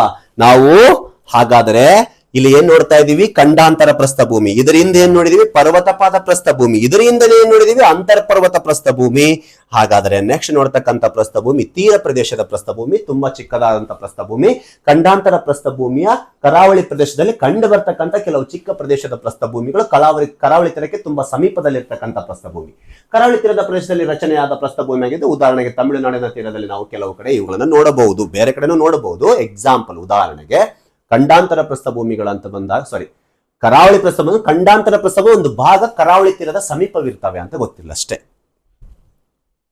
ನೋಡಿ, ಪ್ರಪಂಚದಲ್ಲಿ ಕಂಡು ಬರ್ತಕ್ಕಂಥ ವಿವಿಧ ಪ್ರಸ್ಥಭೂಮಿಗಳನ್ನು ನಾವು ನಕಾಶೆಯ ಮೂಲಕ ನೋಡಿಕೊಳ್ಳೋಣ ಪ್ರಿಯ ಸ್ನೇಹಿತರೆ. ನಿಮಗೆ ಡಾರ್ಕ್ ಆಗಿ ಕಾಣ್ತಕ್ಕಂಥ ಎಲ್ಲಾ ಪ್ರಸ್ಥಭೂಮಿಗಳ ಬಗ್ಗೆ ಒಂದು ಸ್ವಲ್ಪ ನಿಮಗೆ ಅದರ ಮಾಹಿತಿ ಕೊಡ್ತೀನಿ. ಸ್ಪರ್ಧಾತ್ಮಕ ಪರೀಕ್ಷೆಯಲ್ಲಿ ತುಂಬಾ ಇಂಪಾರ್ಟೆಂಟ್ ಇರುತ್ತೆ. ಇಷ್ಟೊತ್ತು ಹೇಳಿದ್ದು ಕಾನ್ಸೆಪ್ಟ್ ಹೀಗೆ ಹೇಳ್ತಿರೋದು, ನಿಮ್ ಎಕ್ಸಾಮ್ ಪರ್ಪಸ್ ಆಗಿ GK ಆಗುತ್ತೆ. ಇದು ಪ್ರಿಲಿಮ್ಸ್ ಅಲ್ಲಿ ಬರೀಬಹುದು, ಅದು ನಾವು ಅದೇ ಹೇಳಿದ್ದು ಮೇನ್ಸ್ ಅಲ್ಲಿ ಬರೀಬಹುದು, ಅಥವಾ ಎರಡು ಇಂಪಾರ್ಟೆಂಟ್ ಎಕ್ಸಾಮ್ ನಲ್ಲಿ. ಹೇಗೆ ಏನ್ ಮಾಡ್ತಿದ್ದಾನೆ, ಏನು ಈ ಪ್ರಶ್ನೆಗಳನ್ನ ನೇರವಾಗಿ ಕೇಳ್ತಾ ಇಲ್ಲ, ಹೌದಲ್ವಾ, ಗೊತ್ತಿದೆ ನಿಮಗೆ. ನೇರವಾಗಿ ಪ್ರಶ್ನೆಗಳನ್ನ ಕೇಳ್ತಾ ಇದ್ದಿಲ್ಲ, ವಿವರಣಾತ್ಮಕವಾಗಿ ಪ್ರಶ್ನೆಗಳನ್ನ ಕೇಳ್ತಾ ಇದ್ದಾನೆ. ಅದಕ್ಕೆ ನಾಲೆಡ್ಜ್ ಬಹಳ ಇಂಪಾರ್ಟೆಂಟ್ ಆಗುತ್ತೆ. ಬನ್ನಿ ನಕಾಶೆಯ ಮೂಲಕ ಪ್ರಪಂಚದ ಪ್ರಸ್ಥಭೂಮಿಗಳನ್ನು ನೋಡಿಕೊಂಡು ಬರೋಣ ಪ್ರಿಯ ಸ್ನೇಹಿತರೆ. ಟಿಬೇಟಿಯನ್ ಪ್ರಸ್ಥಭೂಮಿ, ದಿಸ್ ಇಸ್ ದ ಟಿಬೇಟಿಯನ್. ಪ್ರಪಂಚದ ಅತಿ ಎತ್ತರವಾದ ಪ್ರಸ್ಥಭೂಮಿ ಎಂದು ಕರೆಸಿಕೊಳ್ಳುವ ಟಿಬೇಟಿಯನ್ ಪ್ರಸ್ಥಭೂಮಿ ಪ್ರಪಂಚದ ಮೇಲ್ಛಾವಣಿ ಅಂತ ಕರೆಸಿಕೊಳ್ಳುತ್ತೆ. ವಿಶ್ವದ ಅತಿ ಎತ್ತರ ಮತ್ತು ದೊಡ್ಡ ಪ್ರಸ್ಥಭೂಮಿ ಮತ್ತು ಆದ್ದರಿಂದ ವಿಶ್ವದ ಮೇಲ್ಛಾವಣಿ ಎಂದು ಕರೆಸಿಕೊಳ್ಳುವ ಪ್ರಸ್ಥಭೂಮಿಯಾಗಿದೆ. ಇಂಡೋ ಆಸ್ಟ್ರೇಲಿಯಾ ಮತ್ತು ಯುರೇಷಿಯಾ ಟೆಕ್ಟಾನಿಕ್ ಪ್ಲೇಟ್ಗಳ ಡಿಕ್ಕಿ ಹೊಡೆಯುವ ಮೂಲಕ ರಚನೆಯಾಗಿದೆ. ಅಂದ್ರೆ ಎರಡು ಭೂಫಲಕಗಳ ಚಲನೆ ಟೆಕ್ಟಾನಿಕ್ ಪ್ಲೇಟ್ ಮೂಲಕ ರಚನೆಯಾದ ಪ್ರಸ್ಥಭೂಮಿ. ಈ ಭಾರತ ದಕ್ಕನ್ ಪ್ರಸ್ಥಭೂಮಿ ಮೊದಲು ಈ ಭಾಗದಲ್ಲಿತ್ತು. ನಿರಂತರ ಚಲನೆಯಿಂದಾಗಿ ಟೆಥೀಸ್ ಸಾಗರ ಮುಳುಗಡೆಯಾಗಿ ಹೊಡೆದಾಗ ಹಿಮಾಲಯ ಅದರ ಹಿಂದಿರುವ ಪ್ರದೇಶ ಹಾಗೆ ಎದ್ದುಕೊಂಡು ಸಮತಟ್ಟಾದ ಪ್ರದೇಶವಾಗಿದ್ದ ಟಿಬೇಟಿಯನ್ ಪ್ಲಾಟು ಹ್ಯಾಡ್ಲಿ ಕೋಶ ಸಂವಹನ ಚಕ್ರವನ್ನು ಹಿಮ್ಮೆಟ್ಟಿಸಲು ಮತ್ತು ಭಾರತದ ಮಾನ್ಸೂನ್ಗಳನ್ನು ದಕ್ಷಿಣದ ಕಡೆಗೆ ಓಡಿಸಲು ಈ ಪ್ರಸ್ಥಭೂಮಿ ಸಾಕಷ್ಟು ಎತ್ತರವಾಗಿದೆ. ಭಾರತದ ಮಾನ್ಸೂನ್ ಯಾವಾಗ ಸ್ಟಾರ್ಟ್ ಆಗ್ತವೆ? ಜೂನ್ ತಿಂಗಳಲ್ಲಿ ಸ್ಟಾರ್ಟ್ ಆದಂತ ಆ ಮಾನ್ಸೂನ್ಗಳು ನಿರಂತರ ಉತ್ತರ ಭಾರತದ ಕಡೆ ಚಲಿಸಿದಾಗ ಉತ್ತರ ಭಾರತದಿಂದ ಮತ್ತೆ ದಕ್ಷಿಣಕ್ಕೆ ತಿರುಗಲು ಸಹಾಯ ಮಾಡ್ತವೆ. ಯಾಕಂದ್ರೆ ಹಿಮಾಲಯ ಪರ್ವತ ಶ್ರೇಣಿಗಳು ಬರುವುದರಿಂದ ಆ ಒಂದು ಪ್ರದೇಶದ ಆಚೆಗೆ ಟಿಬೆಟಿಯನ್ ಕಡೆ ನಮ್ಮ ಮಾನ್ಸೂನ್ ಮಾರುತಗಳು ಹೋಗದೆ ಮರಳಿ ದಕ್ಷಿಣದ ಕಡೆ ಹಿಂತಿರುಗುತ್ತವೆ. ಈಶಾನ್ಯ ಮಾನ್ಸೂನ್ ಮಾರುತಗಳಾಗಿ ಬದಲಾವಣೆಗೊಂಡು ಹಿಂತಿರುಗುವ ಮಾರುತಗಳಿಗೆ ಪ್ರಮುಖವಾದ ಕಾರಣ ಈ ಪ್ರಸ್ಥಭೂಮಿ ಆಗಿರುತ್ತೆ. ಯಾವ ಪ್ರಸ್ಥಭೂಮಿ ಅಂತಂದ್ರೆ ಟಿಬೆಟಿಯನ್ ಪ್ರಸ್ಥಭೂಮಿ. ಅಷ್ಟೇ ಅಲ್ಲ, ಟಿಬೆಟಿಯನ್ ಪ್ರಸ್ಥಭೂಮಿಯ ಪ್ರದೇಶದಿಂದ ಬೀಸುವ ವಿಪರೀತ ಶೀತ ಮಾರುತವನ್ನು ತಡೆಯೊಡ್ಡಿ ಭಾರತಕ್ಕೆ ರಕ್ಷಣೆಯನ್ನು ಕೊಡುತ್ತೆ. ಅಷ್ಟೆಲ್ಲ ಯಾಕ್ರಿ, ಇತಿಹಾಸದಲ್ಲಿ ಬಂದಾಗ ಭಾರತದ ಮೇಲೆ ಈ ಒಂದು ಭೂಪ್ರದೇಶದಿಂದ ಭಾರತಕ್ಕೆ ಯಾರೂ ಸಹ ದಾಳಿ ಮಾಡೋದಾಗಲಿಲ್ಲ. ನಮ್ಮ ಭಾರತಕ್ಕೆ ದಾಳಿ ಮಾಡಿದ್ದು ಎಲ್ಲರೂ ಯಾವ ಭಾಗದಿಂದ ಅಂತ ಬಂದಾಗ ಈ ಒಂದು ಪಾಕಿಸ್ತಾನ ಅಫ್ಘಾನಿಸ್ತಾನ ಭಾಗದಿಂದ ಯಾರೇ ಬರಲಿ ಭಾರತಕ್ಕೆ ಅಲ್ಲಿಂದಾನೇ ಬಂದಿದ್ದು. ಯುರೋಪಿಯನ್ನರು ಮಸಾಲೆ ಒಯ್ಯಕ್ಕೂ ಫಸ್ಟ್ ಅಲ್ಲಿಂದ ಬಂದಿದ್ದು. ಅದಕ್ಕಿಂತ ಹಿಂದೋದ್ರೆ ನಮಗೆ ಮೊಘಲರಲ್ಲಿಂದನೇ ಬಂದಿದ್ದು, ಅದಕ್ಕಿಂತ ಹಿಂದಕ್ಕೆ ಹೋದ್ರೆ ಸುಲ್ತಾನ್ರು ಅಲ್ಲಿಂದನೇ ಬಂದಿದ್ದು, ಅದಕ್ಕಿಂತ ಹಿಂದೋದ್ರೆ ಗಜನಿ ಗೋರಿ ಅಲ್ಲಿಂದಾನೇ ಬಂದಿದ್ದು, ಅದಕ್ಕಿಂತ ಹಿಂದೋದ್ರೆ ಪರ್ಷಿಯನ್ನರು ಅಲ್ಲಿಂದಾನೇ ಬಂದಿದ್ದು. ಹೀಗೆ ನಾವು ನೋಡ್ತಾ ಹೋದ್ರೆ ಭಾರತದ ಮೇಲೆ ದಾಳಿಯಾಗಿದ್ದು ಕೇವಲ ವಾಯುವ್ಯ ಭಾಗದಿಂದ, ಉತ್ತರದ ಭಾಗದಲ್ಲಿ ಕಂಡು ಬರ್ತಕ್ಕಂಥ ಹಿಮಾಲಯ ಭಾಗದಿಂದ ಆಗಲಿಲ್ಲ. ಕಾರಣ ಎತ್ತರವಾದ ಪ್ರದೇಶವಿರೋದ್ರಿಂದ, ತುಂಬಾ ಶೀತವಾದ ಪ್ರದೇಶ, ಮೈನಸ್ ಇರೋದ್ರಿಂದ ಅಲ್ಲಿಂದ ಬರ್ಬೇಕಂದ್ರೆ ಸುಮ್ಮನೆ ಅಲ್ಲ, ಜೀವಿಗಳು ಬದುಕುಳಿಯಲು ಸಾಧ್ಯವಿಲ್ಲ ಪ್ರಿಯಸಿದರೆ. ಹಾಗಾಗಿ ಭಾರತದ ಹಿಮಾಲಯ ಪರ್ವತ ಶ್ರೇಣಿಗಳನ್ನು ನಾವು ಭಾರತದ ರಕ್ಷೆಗಳೆಂದು ಕರೆಯುತ್ತೇವೆ. It's a shield of India. ಭಾರತದ ಮೇಲೆ ದಾಳಿ ಆಗಲ್ಲ ಅಲ್ಲಿಂದ, ಹೌದಲ್ವಾ? ಈ ರೀತಿ ಶೀತ ಪ್ರವಾಹಗಳನ್ನು, ಮಾರುತಗಳನ್ನು ತಡೆಯೊಡ್ಡುವಂತ ಪ್ರದೇಶವಾಗಿರುತ್ತೆ ಟಿಬೆಟಿಯನ್ ಪ್ಲಾಟು. ಅಷ್ಟೇ ಅಲ್ಲ ಪ್ರಿಯ ಸ್ನೇಹಿತರೆ, ಹ್ಯಾಡ್ಲಿ ಸೆಲ್, ಹ್ಯಾಡ್ಲಿ ಕೋಶ ಹೇಳಿನಿ ನಾನು. ಹ್ಯಾಡ್ಲಿ ಸೆಲ್ ಬಗ್ಗೆ ಹೇಳಿದ್ದೀನಿ, ಪೋಲಾರ್ ಸೆಲ್ ಬಗ್ಗೆ ಹೇಳಿದ್ದೀನಿ. ಇದನ್ನೇ ಜೆಟ್ ಸ್ಟ್ರೀಮ್ ವಿಂಡ್ ಅಲ್ಲಿ ನೋಡ್ಕೊಳ್ಳಿ, ನಾನು ಆಲ್ರೆಡಿ ಮಾತಾಡಿದ್ದೀನಿ, ಅದ್ರ ಬಗ್ಗೆ ತುಂಬಾ ಚೆನ್ನಾಗಿ ಎಕ್ಸ್ಪ್ಲೇನ್ ಮಾಡಿದ್ದೀನಿ. ಇವು ಭೂಮಿಯ ಅಟ್ಮಾಸ್ಫಿಯರ್ನ ಮಾರುತಗಳ ತುದಿಯ ಭಾಗದಿಂದ ಚಲಿಸಿ ಬರಬೇಕಾದ್ರೆ ಮಾರುತಗಳನ್ನು ತಡೆಯೊಡ್ಡುತ್ತೆ, ಭಾರತದ ಕಡೆ ಚಲಿಸಲು ಬಿಡಂಗಿಲ್ಲ. ಕೊರ್ಲಿಸಿಸ್ ಫೋರ್ಸಿಂಗ್ ಪರಿಣಾಮದಿಂದ ದಕ್ಷಿಣಕ್ಕೆ ತಿರುಗಲು ಬಿಡಂಗಿಲ್ಲ. ಬಿಡದೆ ಇರ್ತಕ್ಕಂಥ ಒಂದು ಪ್ರದೇಶ. ಇದ್ರ ಬಗ್ಗೆ ನಾನು ಜಾಸ್ತಿ ಎಕ್ಸ್ಪ್ಲೇನ್ ಇಲ್ಲಿ ಮಾಡ್ಕೊಂತಂದ್ರೆ ಟೈಮ್ ಆಗುತ್ತೆ. ಅದು ನಾನು ಜೆಟ್ ಸ್ಟ್ರೀಮ್ ವಿಂಡ್ ಅಲ್ಲಿ ಮಾತಾಡಿದ್ದೀನಿ ಪ್ರಿಯ ಸ್ನೇಹಿತರೆ, ಅಲ್ಲಿ ನೀವು ನೋಡ್ಕೊಳ್ಳೇಬೇಕಾಗತ್ತೆ. Hadley cell is very important, ಅಲ್ಲಿ ನಾನು ಮಾತಾಡಿದ್ದೀನಿ, ಅದನ್ನ ನೋಡ್ಕೊಳ್ಳಿ. ಇದು ಸ್ವಾಯತ್ತ ಟಿಬೆಟಿಯನ್ ಪ್ರದೇಶದ ಬಹುಪಾಲು ಪಶ್ಚಿಮ ಚೀನಾದ ಕಿಂಗ್ಹಾಯ್ ಪ್ರಾಂತ್ಯ ಮತ್ತು ಜಮ್ಮು ಕಾಶ್ಮೀರದ ಲಡಾಖ್ ಒಂದು ಭಾಗವನ್ನು ಒಳಗೊಂಡಿದ್ದು, ಇದು ದಕ್ಷಿಣಕ್ಕೆ ಹಿಮಾಲಯ ಶ್ರೇಣಿಯಿಂದ, ಈಶಾನ್ಯಕ್ಕೆ ಕುನ್ಲುನ್ ಶ್ರೇಣಿಯಿಂದ ಮತ್ತು ಪಶ್ಚಿಮಕ್ಕೆ ಕಾರಾಕೋರಂ ಶ್ರೇಣಿಯಿಂದ ಸುತ್ತುವರೆದಿರ್ತಕ್ಕಂಥ ಭಾಗವಾಗಿದೆ. ದಕ್ಷಿಣಕ್ಕೆ ಹಿಮಾಲಯ ಶ್ರೇಣಿ ಇದೆ, ಹೌದಲ್ವಾ? ದಕ್ಷಿಣಕ್ಕೆ ಹಿಮಾಲಯ ಶ್ರೇಣಿ ಇದೆ. ಈಶಾನ್ಯ ಭಾಗದಲ್ಲಿ ಕುನ್ಲುನ್ ಶ್ರೇಣಿ ಬರುತ್ತೆ ಚೀನಾದ ಭಾಗದಲ್ಲಿ. ಅದೇ ಅಷ್ಟಿಲ್ಲದೆ ಮತ್ತು ಪಶ್ಚಿಮ ಭಾಗದಲ್ಲಿ ಕಾರಾಕೋರಂ ಶ್ರೇಣಿ ಬರುತ್ತೆ. ಕಾರಾಕೋರಂ ಅಲ್ಲಿ ಬರೋದಲ್ವಾ Godwin Austin K2, K3, K4, K5, ಹೌದಲ್ವಾ? ಕಾರಾಕೋರಂ ಅಲ್ಲಿ ಅದನ್ನು ಸುತ್ತುವರ್ತಕ್ಕಂಥ ಭಾಗ ಆಗಿರುತ್ತೆ ಟಿಬೆಟಿಯನ್ ಪ್ಲಾಟ್ಯೂ. ಕೊಲಂಬಿಯಾ ಸ್ನೇಕ್ ಪ್ರಸ್ಥಭೂಮಿ. ಸ್ನೇಕ್ ಪ್ರಸ್ಥಭೂಮಿ ಅಂತ ಯಾಕಂದ್ರೆ ಅಂದ್ರೆ ನೋಡಿ, ಇಲ್ಲಿ ಸ್ನೇಕ್ ರಿವರ್ ಅಂತ ಹರಿದು ಹೋಗ್ತಾ ಇದೆ ಒಳಗಡೆ. ಅಮೆರಿಕದಲ್ಲಿ ಒಂದು ನದಿ ಇದೆ, ಹಾವಿನ ನದಿ, ಸ್ನೇಕ್ ರಿವರ್ ಅಂತ ಕರಿತೀವಿ. ಅದು ಕೊಲಂಬಿಯಾ ಎನ್ನುವಂತ ಒಂದು ಪ್ರಸ್ಥಭೂಮಿಯಲ್ಲಿ ಹರಿದು ಹೋಗಿರ್ತಕ್ಕಂಥದ್ದಾಗಿರುತ್ತೆ. ಇಲ್ಲಿ ಬರುತ್ತೆ ಅದು. ಇದು ಕೊಲರಾಡೋದಲ್ಲಿ ಬರ್ತಕ್ಕಂಥದ್ದು, ಕೊಲರಾಡೋ ನದಿ ಹರಿಯುತ್ತೆ. ಆ ಸ್ನೇಕ್ ರಿವರ್ ಹೆಸರಿಂದ ಇದನ್ನ ಸ್ನೇಕ್ ಪ್ಲಾಟ್ಯೂ ಅಂತಾನೂ ಸಹ ಕರೀತಾರೆ ಪ್ರಿಯ ಸ್ನೇಹಿತರೆ. ಅಮೆರಿಕದ ಪಶ್ಚಿಮ ಭಾಗದಲ್ಲಿ ಬರುವ ಕೊಲಂಬಿಯಾ ಪ್ರಸ್ಥಭೂಮಿ, ಇದರ ಉಪನದಿ ಸ್ನೇಕ್ ಸಂಗಮವಾಗುವಂತ ಒಂದು ಪ್ರದೇಶ. ಇದು ಕ್ಯಾಸ್ಕೇಡ್ ಶ್ರೇಣಿ, ಇಲ್ಲಿ ಕ್ಯಾಸ್ಕೇಡ್ ಶ್ರೇಣಿ ಅಂತ ಬರುತ್ತೆ. ರಾಕಿ ಶ್ರೇಣಿಯ ಪಶ್ಚಿಮ ಭಾಗದಲ್ಲಿ ಕ್ಯಾಸ್ಕೇಡ್, ಸಿಯರಾ, ನವೇಡಾ ಎನ್ನುವಂತ ಶ್ರೇಣಿಗಳು ಎಲ್ಲ ಬರ್ತವೆ ಈ ಒಂದು ಪ್ರದೇಶದಲ್ಲಿ ಸುತ್ತುವರೆದ. ಮತ್ತು ಕೊಲಂಬಿಯಾ ನದಿಯಿಂದ ಭಾಗವಾಗಿದೆ. ಈ ಪ್ರಸ್ಥಭೂಮಿಯು ಜ್ವಾಲಾಮುಖಿ ಸ್ಫೋಟದ ಪರಿಣಾಮವಾಗಿ ರೂಪುಗೊಂಡಿದೆ. ಟೆಕ್ಟಾನಿಕಲ್ ಜ್ವಾಲಾಮುಖಿ ಸ್ಫೋಟದಿಂದ ಇದರ ಪರಿಣಾಮವಾಗಿ ಬಸಾಲ್ಟ್ ಲಾವಾ ಪ್ರವಾಹ, ಬಸಾಲ್ಟ್ ಪ್ರಸ್ಥಭೂಮಿ ಅಂದ್ರೆ ನಮ್ಮ ಹೆಂಗ ದತ್ತನ್ ಪ್ರಸ್ಥಭೂಮಿ ಜ್ವಾಲಾಮುಖಿಯಿಂದಲ್ವಾ ಆ ರೀತಿ ಇದು ರಚನೆ ಆಗಿದೆ ಅಂತ ಹೇಳ್ತಾರೆ. ಇದ್ರ ಕೆಳಗಡೆ ಬರೋದೇ ಕೊಲರಾಡೋ ಪ್ರಸ್ಥಭೂಮಿ. ಕೊಲರಾಡೋ ಪ್ರಸ್ಥಭೂಮಿ ಅಮೆರಿಕದಲ್ಲಿ ಕಂಡು ಬರ್ತಕ್ಕಂಥ ಇನ್ನೊಂದು ಪ್ರಮುಖ ಪ್ರಸ್ಥಭೂಮಿ ಆಗಿದ್ದು, ಇದು ಅಮೆರಿಕದ ಪಶ್ಚಿಮ ಭಾಗದಲ್ಲಿ ಕೊಲರಾಡೋ ಎನ್ನುವಂತ ನದಿಯನ್ನು ಒಳಗೊಂಡಿರ್ತಕ್ಕಂಥ ಪ್ರಸ್ಥಭೂಮಿ. ಈ ಕೊಲರಾಡೋ ನದಿ ಪ್ರಸ್ಥಭೂಮಿಯಲ್ಲಿ ಅತಿ ಬೃಹತ್ ದ ಗ್ರ್ಯಾಂಡ್ ಕೆನನ್ ಎನ್ನುವ ಪ್ರಪಂಚದ ಅತಿ ದೊಡ್ಡ ಮಹಾಕಂದರನ್ನು ಸಹ ನೋಡಬಹುದಲ್ವಾ? ಗ್ರ್ಯಾಂಡ್ ಯೆಲ್ಲೋಸ್ಟೋನ್ ನ್ಯಾಷನಲ್ ಪಾರ್ಕ್ ಇಲ್ಲೇ ಬರುತ್ತೆ. ವರ್ಲ್ಡ್ ಫೇತ್ಫುಲ್ ಗೀಸರ್ಸ್ ಗಳೆಲ್ಲ, ಬಿಸಿನೀರಿನ ಬುಗ್ಗೆಗಳೆಲ್ಲ ಕಂಡು ಬರ್ತಕ್ಕಂಥ ಒಂದು ಪ್ರದೇಶವಾಗಿರುತ್ತೆ. ಇದು ಅಮೆರಿಕ ಪಶ್ಚಿಮ ಭಾಗದಲ್ಲಿ ಇದು ಅತಿ ದೊಡ್ಡ ಪ್ರಸ್ಥಭೂಮಿ ಆಗಿದೆ ಅಮೆರಿಕದ್ದು. ಇದನ್ನು ಕೊಲರಾಡೋ ನದಿ ಮತ್ತು ಗ್ರ್ಯಾಂಡ್ ಕೆನಾನ್ ವಿಭಜಿಸುತ್ತದೆ. ಈ ಪ್ರಸ್ಥಭೂಮಿ ಇಂಟರ್ ಮೌಂಟೇನ್ ಪ್ರಸ್ಥಭೂಮಿಗಳು ಒಂದು ಉದಾಹರಣೆ. ಅಂತರ್ ಪರ್ವತ, ಅಕ್ಕಡೆ ಈ ಕಡೆ ಪರ್ವತವಿದ್ದು ನಡಕಿದೆ, ಅಕ್ಕಡೆ ಈ ಕಡೆ ಇದೆ ಪರ್ವತಗಳಿದಾವೆ, ನಡಕಿರ್ತಕ್ಕಂಥ ಪ್ರಸ್ಥಭೂಮಿ ಆಗಿರ್ತಕ್ಕಂಥದ್ದು. ಇಲ್ಲಿ ಅನೇಕ ಸ್ಥಳಗಳು, ಮೆಸ್ಸಾಗಳು ಮತ್ತು ಬಟ್ಗಳು ಕಂಡು ಬರ್ತವೆ. ಮೆಸ್ಸಾ, ಬಟ್, ಮೊನೊಮೆಂಟ್, ಇವು ಎಲ್ಲ ಆಲ್ರೆಡಿ ಎಲ್ಲಿ ಮಾತಾಡಿ ಗೊತ್ತಾ? ನಗ್ನೀಕರಣ ಕುರಿತಾದ ಮರುಭೂಮಿಯಲ್ಲಿ ಕಾರ್ಯಚಟುವಟಿಕೆ, ಗಾಳಿಯ ಸಂಚಲನದಿಂದ ಆಗುವ ಚಲನೆಯಿಂದ ರಚನೆಯಾಗುವುದರ ಬಗ್ಗೆ ಮಾತಾಡಿದೀನಿ. ಅದು ನೋಡಿದವರಿಗೆ ಮಾತ್ರ ಅರ್ಥ ಆಗುತ್ತೆ. ಮೆಸ್ಸಾ ಅಂದ್ರೇನು, ಬಟ್ ಅಂದ್ರೇನು, ಹೌದಾ? ಈ ಪ್ರಸ್ಥಭೂಮಿಗಳು ಧನಾತ್ಮಕವಾಗಿ ಒತ್ತಡದಲ್ಲಿರುವ ಅಂತರ್ಜಲದ ಹೆಸರುವಾಸಿಯಾಗಿದ್ದು, ಅಂತರ್ಜಲ ಬಿಸಿನೀರಿನ ಬುಗ್ಗೆ, ಅದೇ ಆರ್ಟಿಷಿಯನ್ ಬಾವಿಗಳೆಂದು ಕರಿತೀವಿ. ಅಲ್ಲೇ ವರ್ಲ್ಡ್ ಫೇತ್ಫುಲ್ ಗಿಜರ್ಸ್ ಗಳು ಕಂಡು ಬರ್ತವೆ. ದಕ್ಕನ್ ಪ್ರಸ್ಥಭೂಮಿ ನಮ್ಮ ಭಾರತ. ದಕ್ಕನ್ ಪ್ರಸ್ಥಭೂಮಿ ಭಾರತದ ದಕ್ಷಿಣ ಭಾಗದಲ್ಲಿ ಒಂದಾಗಿರತಕ್ಕಂತಹ ಒಂದು ಪ್ರಸ್ಥಭೂಮಿ ಆಗಿದ್ದು, ಇದು ಪಶ್ಚಿಮ ಘಟ್ಟ ಮತ್ತು ಪೂರ್ವ ಘಟ್ಟ ಎಂಬ ಎರಡು ಪರ್ವತಗಳ ಶ್ರೇಣಿಯ ನಡುವೆ ಕಂಡು ಬರ್ತಕ್ಕಂಥ ಜ್ವಾಲಾಮುಖಿ ಚಟುವಟಿಕೆಯಿಂದ ರಚನೆಯಾದ ಪ್ರಸ್ಥಭೂಮಿ ಆಗಿರ್ತಕ್ಕಂಥದ್ದು. ಈ ಪ್ರಸ್ಥಭೂಮಿಯು ಮೇಲಿನ ಅತಿ ದೊಡ್ಡ ಜ್ವಾಲಾಮುಖಿ ವೈಶಿಷ್ಟ್ಯ ದಕ್ಕನ್ ಟ್ರ್ಯಾಪ್ ಎಂದು ಒಳಗೊಂಡಿರ್ತಕ್ಕಂಥದ್ದು. ಇದು ಬಸಾಲ್ಟ್ ಪದರ ಅಥವಾ ಲಾವಾ ಹರಿಯುವುದರಿಂದ ಮಾಡಲ್ಪಟ್ಟ ದಕ್ಕನ್ ಟ್ರ್ಯಾಪ್ ಆಗಿದೆ. ಸರಿಸುಮಾರು ನೋಡಿ 70, 100, 1000, ಲಕ್ಷ, 5 ಲಕ್ಷ, ದಶಲಕ್ಷ ಚದರ ಕಿಲೋಮೀಟರ್. ಭಾರತ 37 ಲಕ್ಷ ಚದರ, ಅಪ್ರಾಕ್ಸಿಮೇಟ್ 37,87,763 ಬಿಡಿ, ಅಪ್ರಾಕ್ಸಿಮೇಟ್. ಭಾರತದ 32 ಲಕ್ಷ ಚದರ ಕಿಲೋಮೀಟರ್ ಅಲ್ಲಿ ಅತಿ ಹೆಚ್ಚು ಅಂತ ಬಂದಾಗ 5 ಲಕ್ಷ ಒಳಗೊಂಡಿರ್ತಕ್ಕಂಥದ್ದಾಗಿರುತ್ತೆ. ದಕ್ಕನ್ ಬಲೆಗಳು ಕೆಲವು ವಿಶಿಷ್ಟ ಪಳೆಯುಳಿಕೆಗಳನ್ನು ಹೊಂದಿರುವುದರಿಂದ ಹೆಸರುವಾಸಿಯಾಗಿದೆ. ದಕ್ಕನ್ ಖನಿಜಗಳು ಸಮೃದ್ಧವಾಗಿದೆ. ಹೇಳಿದ್ನಲ್ಲ ಅವಾಗಲೇ, ಖನಿಜಾಂಶವನ್ನು ಒಳಗೊಂಡಿರ್ತಕ್ಕಂಥ ಪ್ರದೇಶ ನಮ್ಮ ದಕ್ಕನ್ ಪ್ರಸ್ಥಭೂಮಿ. ಭಾರತದ ಖನಿಜ ಸಂಪನ್ಮೂಲಗಳಿಗೆ ಹೆಸರುವಾಸಿ, ಭಾರತದ ಆರ್ಥಿಕ ಸಂಪತ್ತನ್ನು ಉತ್ತೇಜಿಸುವ ಮತ್ತು ಭಾರತದ ಕೈಗಾರಿಕೆಗಳಿಗೆ ಜನ್ಮ ತಳಲು ಪ್ರಮುಖವಾದ ಪ್ರಸ್ಥಭೂಮಿ ಅಂತ ಕರೆಸಿಕೊಳ್ಳುತ್ತೆ. ಕೈಗಾರಿಕೆಗಳಿಗೆ ಜನ್ಮ ತಳಬೇಕಂದ್ರೆ ಮೂಲಭೂತ ಸೌಕರ್ಯಗಳಿಗೆ ಬೇಕಾಗುವ ಕಚ್ಚಾ ವಸ್ತುಗಳು ಏನ್ ಬೇಕು? ಪ್ರಮುಖವಾಗಿ ಕಬ್ಬಿಣದ ಆದರಿಗಳು ಬೇಕು, ತಾಮ್ರದ ಆದರಿಗಳು ಬೇಕು, ಚಿನ್ನದ ಆದರಿಗಳು ಬೇಕು. ಈಗ ನೋಡ್ತಾ ಇದ್ರೆ ಕಲ್ಲಿದ್ದಲಿನ ಆದರಿಗಳು ಬೇಕು. ಎಲ್ಲಾ ಆದರಿಗಳು ಇಲ್ಲೇ ಸಿಗೋದು ಜಾಸ್ತಿ. ಉತ್ತರದ ಭಾರತದ ಮಹಾ ಮೈದಾನದಲ್ಲಿ ಸಿಗಲ್ಲ. ಅದು ಸಂಚಯಿತ ಭೂಪ್ರದೇಶ ಹಿಮಾಲಯದಿಂದ. ಈ ಪ್ರದೇಶದಲ್ಲಿ ಕಂಡುಬರುವ ಪ್ರಾಥಮಿಕ ಖನಿಜದ ಅದಿರುಗಳು ಛೋಟಾ ನಾಗ್ಪುರ್ ಪ್ರಸ್ಥಭೂಮಿಯಲ್ಲಿ ಮೈಕಾ, ಕಬ್ಬಿಣದ ಅದಿರು, ಗೋಲ್ಕೊಂಡ ಪ್ರದೇಶದಲ್ಲಿ ವಜ್ರ, ಚಿನ್ನ ಮತ್ತು ಇತರೆ ನಾವು ನೋಡಬಹುದು. ಹೌದಲ್ವಾ? ಕಿಂಬರ್ಲಿ ಪ್ರಸ್ಥಭೂಮಿ. ಕಿಂಬರ್ಲಿ ಗಣಿ ಅಲ್ಲ, ಅದು ಆಫ್ರಿಕಾದಲ್ಲಿದೆ, ಸೌತ್ ಆಫ್ರಿಕಾ. ಕಿಂಬರ್ಲಿ ಪ್ರಸ್ಥಭೂಮಿ ಆಸ್ಟ್ರೇಲಿಯಾದಲ್ಲಿ ಕಂಡು ಬರ್ತಕ್ಕಂಥದ್ದಾಗಿರುತ್ತೆ ಪ್ರಿಯ ಸ್ನೇಹಿತರೆ. ಉತ್ತರ ಭಾಗದಲ್ಲಿ ಕಬ್ಬಿಣ, ಚಿನ್ನ, ಸೀಸ, ಸತು, ಬೆಳ್ಳಿ, ವಜ್ರ, ಅನೇಕ ಖನಿಜಗಳನ್ನು ಇಲ್ಲಿ ನಾವು ನೋಡಬಹುದು. ವಜ್ರವೂ ಸಹ ಸಿಗುವಂತದ್ದು. ಕಟಂಗ ಪ್ರಸ್ಥಭೂಮಿ ನೋಡಿ, ಇದು ಕಾಂಗೋ ನದಿಯಲ್ಲಿ ಕಂಡು ಬರ್ತಕ್ಕಂಥ, ಇಲ್ಲಿ ಆಫ್ರಿಕಾದ ಈ ಭಾಗದಲ್ಲಿ ಕಾಂಗೋ ನದಿ ಹರಿಯುತ್ತಲ್ಲ, ಈ ಒಂದು ಪ್ರದೇಶದಲ್ಲಿ ಕಂಡು ಬರ್ತಕ್ಕಂಥದ್ದು. ತಾಮ್ರ ಉತ್ಪಾದನೆಗೆ ಹೆಸರುವಾಸಿ. ಕೊಬಾಲ್ಟ್, ಯುರೇನಿಯಂ, ಸತು, ಬೆಳ್ಳಿ, ಚಿನ್ನ ಮತ್ತು ತವರದಂತಹ ಖನಿಜಗಳು ಈ ಒಂದು ಪ್ರದೇಶದಲ್ಲಿ ದೊರೆಯುತ್ತೆ. ಯಾವುದು ಕಟಾಂಗ ಪ್ರಸ್ಥಭೂಮಿ ಎಲ್ಲಿ ಬರುತ್ತೆ ಅಂತ ಕೇಳಿದ್ರೆ ಆಫ್ರಿಕಾದ ಮಧ್ಯಭಾಗದ ಕಾಂಗೋ ಪ್ರದೇಶ ಅಂತ ಹೇಳ್ಬೇಕು.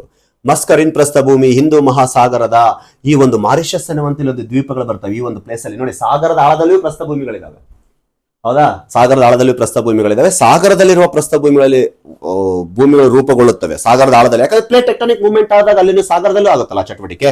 ಹಾಗಾಗಿ ಇಲ್ಲಿ ಸಿಶೆಲ್ಸ್ ಮತ್ತು ಮಾರಿಷಸ್ ದ್ವೀಪಗಳ ನಡುವೆ ಕಂಡು ಬರ್ತವೆ ಈ ಒಂದು ಪ್ಲೇಸ್ ಅಲ್ಲಿ ಬರುತ್ತೆ. ಮಾರಿಷಸ್ ಗೊತ್ತಲ್ವಾ? ಇತಿಹಾಸದಲ್ಲಿ ನಾವು ಓದ್ತೀವಿ ನೋಡಿ, ಆಧುನಿಕ ಭಾರತ ಇತಿಹಾಸದಲ್ಲಿ ಯಾವುದು ಆಂಗ್ಲೋ ಫ್ರೆಂಚ್ ಯುದ್ಧದಲ್ಲಿ ಲ್ಯಾಬರ್ಡಿನಿಯಸ್ ಎನ್ನುವಂತ ವ್ಯಕ್ತಿ ಮಾರಿಷಸ್ ದ್ವೀಪದಿಂದ ಭಾರತಕ್ಕೆ ಬಂದು ಡೂಪ್ಲೆ ಸಹಾಯಕ ನಿಲ್ತಾನಲ್ವಾ? ಎಲ್ಲ ನೀವು ಓದಿರ್ತಿರೋ ಪ್ಲೇಸ್ ಇರ್ತಾರೆ. ಸೆಷಲ್ ಮತ್ತು ಮಾರಿಷಸ್ ಎನ್ನುವಂತ ಈ ಒಂದು ಪ್ರದೇಶದಲ್ಲಿ ಕಂಡು ಬರ್ತಕ್ಕಂಥ ಪ್ರಸ್ಥಭೂಮಿ ಆಗಿದೆ. ಲ್ಯಾರೆಂಟಿಯನ್ ಪ್ರಸ್ಥಭೂಮಿ ಕೆನಡಾದ ಪೂರ್ವ ಭಾಗದಲ್ಲಿ ನೆಲೆಗೊಂಡಿರ್ತಕ್ಕಂಥ ಒಂದು ಪ್ರಮುಖ ಪ್ರಸ್ಥಭೂಮಿ ಲ್ಯಾರೆಂಟಿಯನ್ ಪ್ರಸ್ಥಭೂಮಿ ಆಗಿರುತ್ತೆ ಪ್ರಿಯ ಸ್ನೇಹಿತರೆ. ಇಲ್ಲಿ ಉತ್ತಮ ಗುಣಮಟ್ಟದ ಕಬ್ಬಿಣದ ಅದಿರು ಲಭ್ಯವಿರುತ್ತದೆ. ಮೆಕ್ಸಿಕನ್ ಪ್ರಸ್ಥಭೂಮಿ. This is the Mexican plateau in ಅಮೆರಿಕದ 3ನೇ ಅತಿ ದೊಡ್ಡ ರಾಷ್ಟ್ರ ಮೆಕ್ಸಿಕೋ, ಸೆಂಟ್ರಲ್ ಮೆಕ್ಸಿಕೋ ಭಾಗದಲ್ಲಿ. ಇದನ್ನು ಖನಿಜ ಅಂಗಡಿ ಎಂದು ಕರೆಯುತ್ತಾರೆ. ಕಾರಣ ಇಲ್ಲಿ ಬಹಳ ಇಂಪಾರ್ಟೆಂಟ್ ಬೆಳ್ಳಿ, ತಾಮ್ರ. ಬೆಳ್ಳಿ ಫೇಮಸ್ ಫಾರ್ ಮೆಕ್ಸಿಕೋ ಅತಿ ಹೆಚ್ಚು ಬೆಳ್ಳಿನ ಉತ್ಪಾದನೆ ಮಾಡುವ ರಾಷ್ಟ್ರ ಈ ಮೆಕ್ಸಿಕನ್ ಪ್ಲಾಟ್ಯೂದಲ್ಲೇ ಸಿಗುತ್ತೆ ನೋಡಿ ಪ್ರಿಯ ಸ್ನೇಹಿತರೆ. ವಿಶ್ವದ ಅತಿ ದೊಡ್ಡ ಬೆಳ್ಳಿ ಗಣಿಯ ಚಿಹೋಹಾ ಪ್ರಸ್ಥಭೂಮಿ. ಚಿಹೋಹಾ ಇಸ್ ಅ ಡೆಸರ್ಟ್. ಅದಕ್ಕೆ ನಾವು ಚಿಹೋಹಾ ಪ್ರಸ್ಥಭೂಮಿ ಅಂತಾನೂ ಸಹ ಕರಿತೀವಿ. ಚಿಹೋಹಾ ಡೆಸರ್ಟ್ ಅಂತ ಬರುತ್ತೆ. ಚಿಹುವಾಹುನ್ ಅಂತಾನೂ ಸಹ ಕರಿತೀವಿ. ಈ ಒಂದು ಪ್ಲೇಸ್ ಅಲ್ಲಿ ಬರುತ್ತೆ. Patagonia. This is the Patagonia. Argentina Chile ಗಡಿ ಭಾಗದಲ್ಲಿ ಬರ್ತಕ್ಕಂಥ ಪಟಗೋನಿಯಾ. ಅರ್ಜೆಂಟೀನಾ ದಕ್ಷಿಣ ಭಾಗದಲ್ಲಿ ನೆಲೆಗೊಂಡಿರ್ತಕ್ಕಂಥ ಪಿಡ್ಮ್ಯಾಂಟ್ ಪ್ರಸ್ಥಭೂಮಿ ಶುಷ್ಕ ಭೂಪ್ರದೇಶವಾಗಿದ್ದು ಮಳೆ ನೆರಳಿನ ಭೂಮಿ ಪ್ರದೇಶ ಭೂಮಿ. ಇಲ್ಲಿ ಕುರಿ ಸಾಕಾಣಿಕೆ ಪ್ರಮುಖ ಪ್ರಸಿದ್ಧವಾದಂತಹ ಪ್ರದೇಶ ಪ್ರಸ್ಥಭೂಮಿ ಆಗಿರುತ್ತೆ. ಪಟಗೋನಿಯಾ ಪ್ರಸ್ಥಭೂಮಿ ಅರ್ಜೆಂಟೀನಾದಲ್ಲಿ ಬರುತ್ತೆ, ಗೊತ್ತಿಲ್ಲ. ದಕ್ಷಿಣ ಭಾರತದಲ್ಲಿ, ದಕ್ಷಿಣ ಅಮೆರಿಕದಲ್ಲಿ. ಅಲ್ಟಿಪ್ಲಾನೋ ಪ್ರಸ್ಥಭೂಮಿ ಅಥವಾ ಬೊಲೆವಿಯಾ ಪ್ರಸ್ಥಭೂಮಿ ಈ ಒಂದು ಭಾಗದಲ್ಲಿ, ಗ್ಯೂನಿಯಾ ಎನ್ನುವಂಥದ್ದೆಲ್ಲ ಈ ಪೋರ್ಷನ್ ಅಲ್ಲಿ ಬರುತ್ತೆ.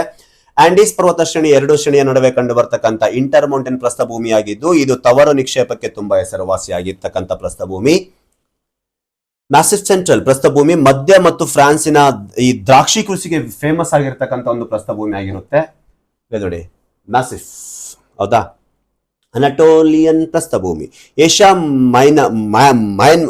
ಮೈನರ್ ಎಂದು ಕರೆಯಲ್ಪಡುವ ಟರ್ಕಿಯ ಹೆಚ್ಚಿನ ಭಾಗವು ಈ ಪ್ರಸ್ಥಭೂಮಿಯನ್ನು ಒಳಗೊಂಡಿರ್ತಕ್ಕಂಥ ಪ್ರಸ್ಥಭೂಮಿ ಆಗಿದೆ. ಅನಟೋನಿಯಾ ಎನ್ನುವಂತ ಪ್ರಸ್ಥಭೂಮಿ ಈ ಒಂದು ಪ್ರದೇಶದಲ್ಲಿ ಕೊಟ್ಟಿದ್ದಾನ ಮ್ಯಾಪ್ ಅಲ್ಲಿ. ಅಷ್ಟೊಂದು ಕೆಲವೊಂದು ಚಿಕ್ಕದಿರ್ತವೆ, ಕನ್ಸಿಡರ್ ಮಾಡಿರಂಗಿಲ್ಲ, ಇರ್ಲಿ.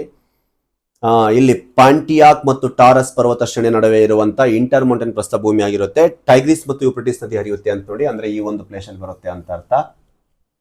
ಹೌದಾ? ಯಾಕಂದ್ರೆ ಅಲ್ಲಿ ವೆರಿ ಫೇಮಸ್ ಒಂದು ನಾಗರಿಕತೆ ಅಂತ ಬಂದಾಗ ಮೆಸೊಪೊಟೋಮಿಯಾ ನಾಗರಿಕತೆಯನ್ನು ಒಳಗೊಂಡಿರ್ತಕ್ಕಂಥದ್ದು. ಹೌದಾ? ಅಂಗೋರಾ ಮೇಕೆಗಳು ತುಂಬಾ ಫೇಮಸ್ ಅಂತ ನೋಡಿ ಆ ಒಂದು ಪ್ರದೇಶದಲ್ಲಿ. ಸೈಬೀರಿಯನ್ ಪ್ರಸ್ಥಭೂಮಿ, Siberian plot, this is Siberian, ರಷ್ಯಾದಲ್ಲಿ ಬರ್ತಕ್ಕಂಥ ಸೈಬೀರಿಯನ್ ಪ್ಲಾಟು. ಸಂಪನ್ಮೂಲಗಳಿಂದ ಸಮೃದ್ಧವಾಗಿ ಅವುಗಳೆಂದರೆ ಅಲ್ಲಿ ಪ್ರಮುಖವಾಗಿ ಕಲ್ಲಿದ್ದಲು, ಕಬ್ಬಿಣ, ಅದಿರು, ಚಿನ್ನ, ಪ್ಲಾಟಿನಂ, ವಜ್ರ ಮತ್ತು ನೈಸರ್ಗಿಕ ಅನಿಲಗಳ ಪ್ರದೇಶವನ್ನು ಒಳಗೊಂಡಿರ್ತಕ್ಕಂಥ ಪ್ರದೇಶವಾಗಿರುತ್ತೆ. ರಷ್ಯಾ ಇವತ್ತು ಎಲ್ಲ ಖನಿಜ ಸಂಪನ್ಮೂಲಗಳಿಗೆ ಹೆಸರುವಾಸಿ ಪಡೆದಿದ್ದು ವಿದೇಶಗಳಿಗೆ ರಫ್ತು ಕ್ರಿಯೆ ಮಾಡಲು ಮತ್ತು ತನ್ನ ಆರ್ಥಿಕತೆ ಚೇತರಿಸಿಕೊಳ್ಳಲು ಪ್ರಮುಖವಾದ ಒಂದು ಪ್ರಸ್ಥಭೂಮಿ ಆಗಿರುತ್ತೆ. ಪೊಟ್ವಾರ ಪ್ರಸ್ಥಭೂಮಿ, ಇದು ಪಾಕಿಸ್ತಾನದ ಉತ್ತರ ಭಾಗದಲ್ಲಿ ಪಂಜಾಬ್ ಪ್ರದೇಶದಲ್ಲಿ ಕಂಡು ಬರ್ತಕ್ಕಂಥ ಒಂದು ಪ್ರಸ್ಥಭೂಮಿ. ಸರಾಸರಿ ಉಪ್ಪಿನ ಶ್ರೇಣಿಯ ಪ್ರಸ್ಥಭೂಮಿ ನೈಋತ್ಯದಲ್ಲಿ ಕಂಡು ಬರ್ತಕ್ಕಂಥದ್ದಾಗಿರುತ್ತೆ. ಬವೇರಿಯನ್ ಪ್ರಸ್ಥಭೂಮಿ, ಅಪಿ ಸ್ಪೀಡ್ ಹೇಳ್ತಾ ಇರ್ಬೋದು, ಬಟ್ ನಿಮಗೆ ನಾನು ಇದನ್ನ ಹೀಗೆ ಹೇಳ್ಬೇಕಾಗ, ಯಾಕಂದ್ರೆ ತೇರಿ ಇರುತ್ತೆ, ಯಾಕಂದ್ರೆ ನಿಮಗೆ ಜಿಕೆ ತೋರಿಸ್ಕೊಂತ ಹೋಗ್ಬೇಕಾಗುತ್ತೆ. ನೀವು ಬೇಕಾದ್ರೆ ಅದನ್ನ ಸ್ಲೋ ಮಾಡ್ಕೊಂಡು ನೋಡ್ಬೋದು. ಜರ್ಮನಿಯ ದಕ್ಷಿಣ ಭಾಗದಲ್ಲಿ ಕಂಡು ಬರ್ತಕ್ಕಂಥ ಅಹಗ್ಗರ್ ಪ್ರಸ್ಥಭೂಮಿ ಅಲ್ಜೀರಿಯಾ ಸಹರಾದಲ್ಲಿ ಒಂದು ಸಣ್ಣ ಪ್ರದೇಶವಾಗಿರ್ತಕ್ಕಂಥದ್ದಾಗಿರುತ್ತೆ ಪ್ರಿಯ ಸ್ನೇಹಿತರೆ. ಬವೇರಿಯನ್ ಪ್ಲಾಟ್ಯೂ ಅಂತ ಬಂದಾಗ ಪ್ರಿಯ ಸ್ನೇಹಿತರೆ ಜರ್ಮನಿಯ ದಕ್ಷಿಣ ಭಾಗದಲ್ಲಿ ಕಂಡು ಬರುತ್ತೆ. ಇಲ್ಲಿ ಬರುತ್ತಲ್ವಾ ಜರ್ಮನಿ, ದಕ್ಷಿಣ ಭಾಗದಲ್ಲಿ ಕಂಡು ಬರ್ತಕ್ಕಂಥದ್ದು. Australian plot, this is a very biggest plot. ಅಲ್ಲೆಲ್ಲ ಡೆಸರ್ಟ್ಗಳು ಬರ್ತವೆ. ಆಸ್ಟ್ರೇಲಿಯಾ ಖಂಡ ವಿಶಾಲವಾದ ಪಶ್ಚಿಮ ಪ್ರಸ್ಥಭೂಮಿಯನ್ನು ಹೊಂದಿದ್ದು ಇದು ಖಂಡದ ಪಶ್ಚಿಮ ಭಾಗ ಬಹುಭಾಗವನ್ನು ಒಳಗೊಂಡಿರ್ತಕ್ಕಂಥ ಮತ್ತು ಅದರ ಪ್ರಾಚೀನ ಸಮತಟ್ಟಾದ ಮತ್ತು ಶುಷ್ಕ ಭೂದೃಶ್ಯದಿಂದ ರೂಪಿಸಲ್ಪಟ್ಟ ಒಂದು ಪ್ರಸ್ಥಭೂಮಿ. ಪ್ರಾಚೀನ ಸ್ಫಟಿಕದಂತಹ ಶಿಲೆಗಳಿಂದ ಕೂಡಿದ ಈ ಪ್ರಸ್ಥಭೂಮಿ ಆಸ್ಟ್ರೇಲಿಯಾ ಭೂವೈಜ್ಞಾನಿಕ ಇತಿಹಾಸದ ಮಹತ್ವ ಭಾಗವಾಗಿರ್ತಕ್ಕಂಥದ್ದಾಗಿರುತ್ತೆ. ಇದರ ಗಮನಾರ್ಹ ವಾಯುವ್ಯದಲ್ಲಿ ಕಿಂಬರ್ಲಿ ಪ್ರಸ್ಥಭೂಮಿ, ಅವ್ರು ನೋಡಿದ್ವಲ್ಲ, ಕಿಂಬರ್ಲಿ ಗಣಿ ಅಲ್ಲ, ಕಿಂಬರ್ಲಿ ಗಣಿ ಸೌತ್ ಆಫ್ರಿಕಾದಲ್ಲಿ ಬರುತ್ತೆ. ಕಿಂಬರ್ಲಿ ಪ್ಲಾಟ್ಯೂ ಮಾತಾಡ್ತಿದ್ದೀನಿ ವಾಯುವ್ಯದಲ್ಲಿ. ಮತ್ತು ಅರ್ಥರ್ ಟೇಬಲ್ ಅಂತ ಬರುತ್ತೆ ವಾಯುವ್ಯ ಭಾಗದಲ್ಲಿ, ಅರ್ಥರ್ ಟೇಬಲ್ ಲ್ಯಾಂಡ್. ಉತ್ತರದ ಟೇಬಲ್ ಲ್ಯಾಂಡ್ ಅಂತ ಬರುತ್ತೆ, ಇಲ್ಲಿ ನಾರ್ತ್ ಟೇಬಲ್ ಲ್ಯಾಂಡ್ ಅಂತ ಬರುತ್ತೆ. ನಂತರ ಖಂಡದಾದ್ಯಂತ ಹರಡಿರುವ ವಿವಿಧ ಟೇಬಲ್ ಲ್ಯಾಂಡ್ ಗಳನ್ನು ನಾವು ಅಪ್ಲ್ಯಾಂಡ್ ಗಳನ್ನು ಸಹ ಸೇರಿಸ್ಕೊಂಡು ನಾವು ನೋಡ್ತೀವಿ. ಈ ರೀತಿ ಆಸ್ಟ್ರೇಲಿಯಾ. ಇತರೆ ಸ್ಪ್ಯಾನಿಷ್ ಪ್ರಸ್ಥಭೂಮಿ, ಐರಿಬಿಯನ್ ಪ್ರಸ್ಥಭೂಮಿ, ಇದು ಸ್ಪ್ಯಾನಿಷ್ ಅಥವಾ ಐಬೇರಿಯನ್ ಪ್ರಸ್ಥಭೂಮಿ ಅಂತ ಕರಿತೇವೆ. ಸ್ಪ್ಯಾನಿಷ್ ಪ್ರಸ್ಥಭೂಮಿ, ಐಬೇರಿಯನ್ ಪ್ರಸ್ಥಭೂಮಿ, ಲಾವಾ ಪ್ರಸ್ಥಭೂಮಿ, ಕಬ್ಬಿಣದ ಖನಿಜಾಂಶನು ಸಮೃದ್ಧವಾಗಿ ಹೊಂದಿರತಕ್ಕಂಥ ಒಂದು ಪ್ರಸ್ಥಭೂಮಿ ಆಗಿರತಕ್ಕಂಥದ್ದು ಬ್ರೆಜಿಲ್ ಅಲ್ಲಿ ಕಂಡು ಬರ್ತಕ್ಕಂಥ. ಲೋಸ್ ಪ್ರಸ್ಥಭೂಮಿ, ಇದು ಚೀನಾದಲ್ಲಿರ್ತಕ್ಕಂಥ ಇಲ್ಲಿನ ಮಣ್ಣು ಗಾಳಿಯಿಂದ ತರಲ್ಪಟ್ಟು ಸೂಕ್ಷ್ಮ ಕಣಗಳ ಮಾಡಲ್ಪಟ್ಟ ಒಂದು ಪ್ರಸ್ಥಭೂಮಿ. ಲೋಯೆಸ್ಟ್ ಮೈದಾನ ಅಂತ ಕರಿತೀವಲ್ಲ, ಗಾಳಿಯ ಸಂಚಲನದಿಂದ ಆಗಿರುತ್ತೆ ನೋಡಿ, ಆಲ್ರೆಡಿ ಮಾತಾಡಿದೆ ನೋಡಿ ಪರ್ವತಗಳಲ್ಲಿ. ಈ ಸೂಕ್ಷ್ಮವಾದ ಲೋಮಿ ಮಣ್ಣು ಅತ್ಯಂತ ಉತ್ಪಾದನೆಯಾಗಿದ್ದು ಹಳದಿ ನದಿಯ ಉದ್ದಕ್ಕೂ ಈ ಮಣ್ಣಿನ ಬೆಳವಣಿಗೆ ನಾವು ನೋಡಬಹುದು. ಹಳದಿ ನದಿ ಚೀನಾದ ಕಣ್ಣೀರ ನದಿ ಅಲ್ವಾ, ಆ ಒಂದು ಪ್ಲೇಸ್ ಅಲ್ಲಿ ನೋಡಬಹುದು ಅಂತ ಹೇಳ್ತಾರೆ. ಈ ಒಂದು ಪ್ಲೇಸ್ ಅಲ್ಲಿ ನೋಡಬಹುದು ನೋಡಿ, ಈ ಒಂದು ಪ್ಲೇಸ್ ಅಲ್ಲಿ ಭೂಸವೆತ ಚಕ್ರದ ವಿವಿಧ ಹಂತಗಳ ಪ್ರಸ್ಥಭೂಮಿಗಳು ಅಂತ ಬಂದಾಗ ಪ್ರಸ್ಥಭೂಮಿ ಪ್ರತಿಯೊಂದು ಹಂತವು ವಿಭಿನ್ನ ಲಕ್ಷಣವನ್ನು ಒಳಗೊಂಡಿರುತ್ತೆ. ಭೂಸವೆತದಿಂದ ವಿಭಿನ್ನ ಲಕ್ಷಣವನ್ನು ಒಳಗೊಂಡಿರುತ್ತೆ. ನಾವು ಹೆಂಗ್ ಅಗ್ನಿಕರಣದಲ್ಲಿ ನೋಡಿದ್ವಲ್ವಾ, ಆ ರೀತಿ ನೋಡಬೇಕಾಗತ್ತೆ. ಏಕೆ ಲೊಬೆಕ್ ಎನ್ನುವಂತ ಒಬ್ಬ ಪ್ರಮುಖ ವಿಜ್ಞಾನಿ ವಿವಿಧ ವರ್ಗೀಕರಣದಲ್ಲಿ ಬಾಲ್ಯ ವ್ಯವಸ್ಥೆ, ಯೌವನ ವ್ಯವಸ್ಥೆ, ವೃದ್ಧಾಪ್ಯ ವ್ಯವಸ್ಥೆ, ಇಷ್ಟೇ ಅಲ್ಲದೆ ಪುನರ್ ಪ್ರಸ್ಥಭೂಮಿ ಅಂತನೂ ಸಹ ಇದ್ರಾಗೊಂದು ಆಡ್ ಮಾಡ್ತೀವಿ ನಾವು ನೋಡಿ. ಫಸ್ಟ್ ಬಾಲ್ಯ ವ್ಯವಸ್ಥೆ ಪ್ರಸ್ಥಭೂಮಿ, ಯಂಗ್ ಪ್ಲಾಟ್ಯೂ ಅಂತ ಬಂದಾಗ this is a plateau. Mesa, butte, monument, ಇವೆಲ್ಲ ನಾವು ಗಾಳಿಯ ಸಂಚಲನದ ಕಾರ್ಯದಿಂದ ಮರುಭೂಮಿಯಲ್ಲಿ ನೋಡಿದ್ವಿ ಹೆಂಗ್ ರಚನೆ ಆಗ್ತಾವಂತೀರಿ, ಯಾರ್ಡ್ ಹೆಂಗ್ ರಚನೆ ಆಗ್ತಾವಂತನೂ ಸಹ ನೋಡಿದ್ವಿ ನೋಡಿ ಅಲ್ಲಿ, ಮೆಸ್ಸಾ, ಯಾರ್ಡ್. ಹೌದಾ? ಇವು ಕೆಲವೇ ನದಿಗಳನ್ನು ಹೊಂದಿರುತ್ತೆ ಪ್ರಾರಂಭಿಕವಾಗಿ ಪ್ರಸ್ಥಭೂಮಿ ಬಾಲ್ಯ ವ್ಯವಸ್ಥೆಯಲ್ಲಿ. ಇವು ತುಂಬಾ ಎತ್ತರವಾದ ಆಳವಾದ ಕಣಿವೆಯನ್ನು ಹೊಂದಿರುತ್ತೆ. ಯಾಕಂದ್ರೆ ಫಸ್ಟ್ ಅಲ್ಲ ರಚನೆಯಾದ ಪ್ಲಾಟು ಕಡಿಮೆ ನದಿಯನ್ನು ಒಳಗೊಂಡಿದ್ದು ಎತ್ತರ ಜಾಸ್ತಿ ಇರುತ್ತೆ. ಯಾಕಂದ್ರೆ ಸವೆತ ಕಾರ್ಯ ಪ್ರಾರಂಭ ಆಗಿರಲ್ಲ, ಪ್ರಾಥಮಿಕ ಬಾಲ್ಯ ವ್ಯವಸ್ಥೆಯಲ್ಲಿ ಇದೆ. ಉದಾಹರಣೆ ಕೊಲರಾಡೋ ನದಿ ಇದೆ ಅಲ್ವಾ ನೋಡಿ, ಕೊಲರಾಡೋ ನದಿ, ಆ ಒಂದು ಕೊಲರಾಡೋ ಪ್ರಸ್ಥಭೂಮಿಯಲ್ಲಿ ಆಳ ಜಾಸ್ತಿ ಇದೆ ಅಲ್ವಾ, ಈಗ ಅದು ಯಂಗ್ ಸ್ಟೇಜ್, ಅದು ಪ್ರಸ್ಥಭೂಮಿ ತುಂಬಾ ಎತ್ತರ ಇರುತ್ತೆ, ಅದು ಜಾಸ್ತಿ ನಗ್ನೀಕರಣಕ್ಕೊಳಗಾಗಿರಲ್ಲ, ಕಡಿದಾದ ಇಳಿಜಾರಿನಿಂದ ಕೂಡಿರುತ್ತದೆ. ಕೊಲರಾಡೋ ಪ್ರಸ್ಥಭೂಮಿ ಬಾಲ್ಯ ವ್ಯವಸ್ಥೆ ಪ್ರಸ್ಥಭೂಮಿ ಎಲ್ಲ ಲಕ್ಷಣವನ್ನು ಒಳಗೊಂಡಿದೆ. ಕೊಲರಾಡೋ ಪ್ಲಾಟು ಇದೆ ಅಲ್ವಾ, ತುಂಬಾ ಎತ್ತರವನ್ನು ಒಳಗೊಂಡಿರುತ್ತೆ, ಕಡಿಮೆ ನದಿಯನ್ನು ಒಳಗೊಂಡಿರುತ್ತೆ, ಜಾಸ್ತಿ ಆಳವನ್ನು ಒಳಗೊಂಡಿರುತ್ತೆ. ಇನ್ನು ಸವೆತ ಕಾರ್ಯ ಈಗ ತಾನೇ ಪ್ರಾರಂಭವಾಗಿರೋದರಿಂದ ನಗ್ನೀಕರಣ ಕೃತ್ಯಕ್ಕೆ ಪ್ರಸ್ತುತ ಭಾಗವಾಗಿರೋದ್ರಿಂದ ಅದೇನಿರುತ್ತೆ ತುಂಬಾ ಎತ್ತರವಾದ ಕಡಿದಾದ ಇಳಿಜಾರನ್ನು ಒಳಗೊಂಡಿರ್ತಕ್ಕಂಥ ಬಾಲ್ಯ ವ್ಯವಸ್ಥೆ ಪ್ರಸ್ಥಭೂಮಿಗೆ ಉದಾಹರಣೆ ಆಗಿರುತ್ತೆ. ಇದಾದ ನಂತರ ಯೌವನ ವ್ಯವಸ್ಥೆ ಪ್ರಸ್ಥಭೂಮಿ ಕೆಲವು ಭೌತಿಕ ಚಟುವಟಿಕೆಗಳ ನದಿ, ಗಾಳಿ, ತೊರೆ, ನಿರಂತರ ಕೊರೆತದಿಂದ ಛಿದ್ರ ಆಗಿರುತ್ತೆ. ಸ್ಟೆಪ್ ಈಗ ಸ್ವಲ್ಪ ಕಡಿಮೆಕ್ಕೆ ಎತ್ತರವನ್ನಾಗುತ್ತೆ, ಕಡಿಮೆಕ್ಕೆ ಅಂತ ಹೋಗುತ್ತೆ. ಅದರ ಅರ್ಥ ಏನು, ಇದು ತುಂಬಾ ಹಳೆ, ಸ್ವಲ್ಪ ಹಳೆಯದು, ಇದಕ್ಕಿಂತ ಹಳೆದಂತ ಬಂದಾಗ ಓಲ್ಡ್. ಬಾಲ್ಯ ವ್ಯವಸ್ಥೆ ಯವನ ವ್ಯವಸ್ಥೆ, ವೃದ್ಧಾಪ್ಯ ವ್ಯವಸ್ಥೆ. ಈಗ ನಾವು ಮಿಡಲ್ ಬಂದ್ವಿ, ಸವೆತ ಕಾರ್ಯ ಆಗಿದೆ. ಕಡಿದಾದ ಏಣಿಗಳಿಂದ ಕೂಡಿದ್ದು ಶಿಖರಗಳು ಕಂಡು ಬರುತ್ತಂತ ಒಂದು ಪ್ರದೇಶ. ಮತ್ತೆ ನಿರಂತರ ನಗರೀಕರಣ ಆಗಿ ಚೂಪಾಗಿ ಶಿಖರಗಳಾಗಿರುತ್ತೆ. ಒಂದು ವೇಳೆ ಹೆಚ್ಚು ಮಳೆ ಬೀಳುವ ತೇವಾಂಶ ಪ್ರದೇಶವಿದೆ, ಶಿಖರಗಳು ವೃತ್ತಾಕಾರವಾಗಿರ್ತಕ್ಕಂಥದ್ದು ಕಾರಣ ನಗರೀಕರಣ ಕೃತ್ಯ ಆಗಿದೆ ಅಂತ ಅರ್ಥ. ಯೌವನ ವ್ಯವಸ್ಥೆ ಇರೋದು ಈಗೇನಾಗಿದೆ, ಬಾಲ್ಯ ವ್ಯವಸ್ಥೆ ಇರೋದು ವೃದ್ಧಾಪ್ಯ ವ್ಯವಸ್ಥೆಗೆ ಬಂದ ಜಾಗದಲ್ಲಿ. ಗುಹೆಗಳು ಹೊಂದಿರುತ್ತೆ, ಯಾಕಂದ್ರೆ ಡಿನೋಡೇಷನ್ ಆಗಿ ಆಗಿ ಆಗಿ. ಅಪಲೇಷನ್ ಪ್ರಸ್ಥಭೂಮಿ ಹೆಚ್ಚು ಯವನ ವ್ಯವಸ್ಥೆ ಪ್ರಸ್ಥಭೂಮಿ ಒಂದು ಉದಾಹರಣೆ ಆಗಿದೆ. ಎಲ್ಲಿ ಬರುತ್ತೆ? ಉತ್ತರ ಅಮೆರಿಕದ ಪೂರ್ವ ಭಾಗದಲ್ಲಿ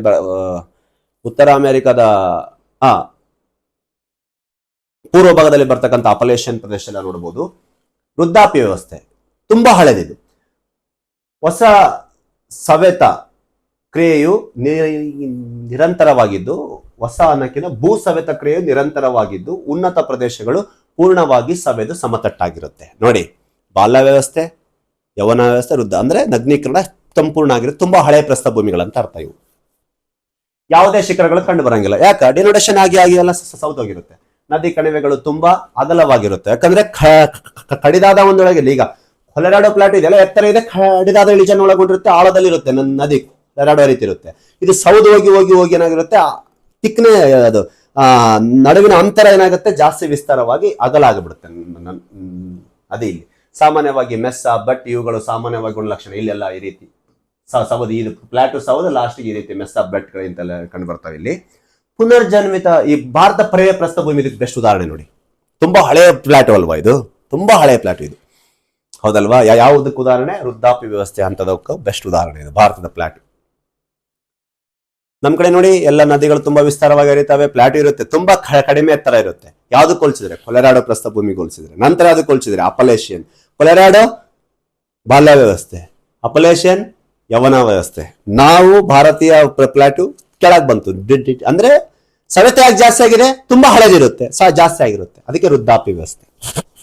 ಪುನರ್ಜೀವಿತ ಪ್ರಸ್ಥಭೂಮಿ. ವಿವಿಧ ಭೂ ಸವೆತ ಚಕ್ರದ ಹಂತದಲ್ಲಿರುವ ಪ್ರಸ್ಥಭೂಮಿಗಳು ಕೆಲವೊಮ್ಮೆ ಅಂತರ್ಶಕ್ತಿಗಳಿಂದ ಮೇಲೆತ್ತಲ್ಪಟ್ಟು ಸವೆತ ಕಾರ್ಯದಿಂದ ಪುನರ್ ಉತ್ಪತ್ತಿ ಆಗ್ತವೆ. ಪ್ರಸ್ಥಭೂಮಿಗಳಿರ್ತಾವಲ್ವಾ, ಆಲ್ರೆಡಿ ಕೆಲವು ಭೂ ಚಟುವಟಿಕೆಗಳಿಂದ ಆದಂತ ಪ್ರಸ್ಥಭೂಮಿ ಇರುತ್ತೆ, ಅದು ಸವೆತ ಸಂಪೂರ್ಣ ಆಗಿದಾದಾಗ ಮತ್ತೆ ಭೂ ಟೆಕ್ಟಾನಿಕ್ ಇಂದ ಮತ್ತೆ ಎತ್ತರಕ್ಕೊಳಗಾಗಿ ಪುನರ್ ಜನ್ಮ ತಾಳುತ್ತೆ ಪ್ರಸ್ಥಭೂಮಿ ಅಂತ ಹೇಳ್ತಾರೆ. ಉದಾಹರಣೆಗೆ USA ಮಿಸ್ಸೌರಿ ಪ್ರಸ್ಥಭೂಮಿ ಇದಕ್ಕೆ ಬೆಸ್ಟ್ ಎಕ್ಸಾಂಪಲ್ ನೋಡಿ ಪ್ರಿಯ ಸ್ನೇಹಿತರೆ. ನೋಡಿ, ಪ್ರಸ್ಥಭೂಮಿ ಇಷ್ಟತ್ ಮಾತಾಡಿದ್ದು. ಪ್ರಸ್ಥಭೂಮಿ ಅಂದರೆ ಸಮತಟ್ಟಾದ ಮೇಲ್ಭಾಗದ ಮೇಜು ಬಟ್ಟೆಯ ಒಂದು ಭೂಮಿ, ಎತ್ತರವಾಗಿರ್ತಕ್ಕಂಥ ಟೇಬಲ್ ಫ್ಲಾಟ್ ಅಂತ ಕರಿತೀವಲ್ವಾ. ಪ್ರತಿಯೊಂದು ಖಂಡದಲ್ಲಿಯೂ ಪ್ರಸ್ಥಭೂಮಿಗಳು ಕಂಡು ಬರ್ತವೆ. ಭೂಮಿಯ 1/3 ಭಾಗ ಖಂಡಭೂಮಿ, 33% ನೋಡಿದ್ವಿ. ಪ್ರತಿಯೊಂದು ಖಂಡದಲ್ಲಿ ಪ್ರಸ್ಥಭೂಮಿ ಇದಾವೆ. ಅವು ಪರ್ವತ, ಬಯಲು ಪ್ರದೇಶ ಮತ್ತು ಬೆಟ್ಟಗಳ ಜೊತೆಗೆ 4 ಪ್ರಮುಖ ಭೂರೂಪಗಳಲ್ಲಿ ಒಂದಾಗಿರ್ತಕ್ಕಂಥದ್ದು. ನೋಡಿರ್ತಕ್ಕಂಥ ಭಾಗಗಳಲ್ಲಿ ಪರ್ವತಗಳಂತೆ ಪ್ರಸ್ಥಭೂಮಿಗಳು ಚಿಕ್ಕದಾಗಿರಬಹುದು ಅಥವಾ ಹಳೆಯದಾಗಿರಬಹುದು. ಭಾರತದ ದಕ್ಕನ್ ಪ್ರಸ್ಥಭೂಮಿ ಅತ್ಯಂತ ಹಳೆಯ ಪ್ರಸ್ಥಭೂಮಿಗೆ ಒಂದು ಉದಾಹರಣೆ. ಅದು ಬಿಕಾಸ್ ಇಟ್ಸ್ ಎ ಓಲ್ಡ್. ವೃದ್ಧಾಪ್ಯ ಪ್ರಸ್ಥಭೂಮಿ. ನದಿ ನೀರು ಪ್ರಸ್ಥಭೂಮಿ ಮೂಲಕ ಹರಿದು ಹೋದಾಗ ಕಣಿವೆಗಳು ರೂಪುಗೊಳ್ಳುತ್ತವೆ, ಯಾಕಂದ್ರೆ ಹರೆತ ಕಾರ್ಯದಿಂದ, ನಗ್ನೀಕರಣ ಕಾರ್ಯದಿಂದ. ವಾಯುವ್ಯದ ಯುನೈಟೆಡ್ ಸ್ಟೇಟ್ಸ್, ಕಾಸ್ಕೈಡ್, ರಾಕಿ ಪರ್ವತದ ನಡುವೆ ಕೊಲಂಬಿಯಾ ಪ್ರಸ್ಥಭೂಮಿ, ಕೊಲಂಬಿಯಾ ನದಿ ಕತ್ತರಿಸುವುದನ್ನು ನೋಡಬಹುದು. ಕೆಲವೊಮ್ಮೆ ಒಂದು ಪ್ರಸ್ಥಭೂಮಿ ಎಷ್ಟು ಸವೆತಕ್ಕೊಳಗಾಗುತ್ತದೆ ಎಂದರೆ ಅದು ಅನೇಕ ಹೊರ ಪ್ರಸ್ಥಭೂಮಿಗಳು ಎಂದು ಕರೆಯಲ್ಪಡುವ ಸಣ್ಣ ಎತ್ತರದ ವಿಭಾಗಗಳನ್ನು ಒಡೆಯುತ್ತದೆ ಅಂತ ಹೇಳ್ತಾರೆ. ನೋಡ್ಕೊಳ್ಳಿದೆಲ್ಲ ಅಲ್ಲಿ ಪ್ರಮುಖವಾಗಿ ನಿಜಾಂಶಗಳು ಸಮೃದ್ಧವಾಗಿ ಸಿಗುವಂತಹ ಒಂದು ಪ್ರದೇಶವಾಗಿರುತ್ತೆ.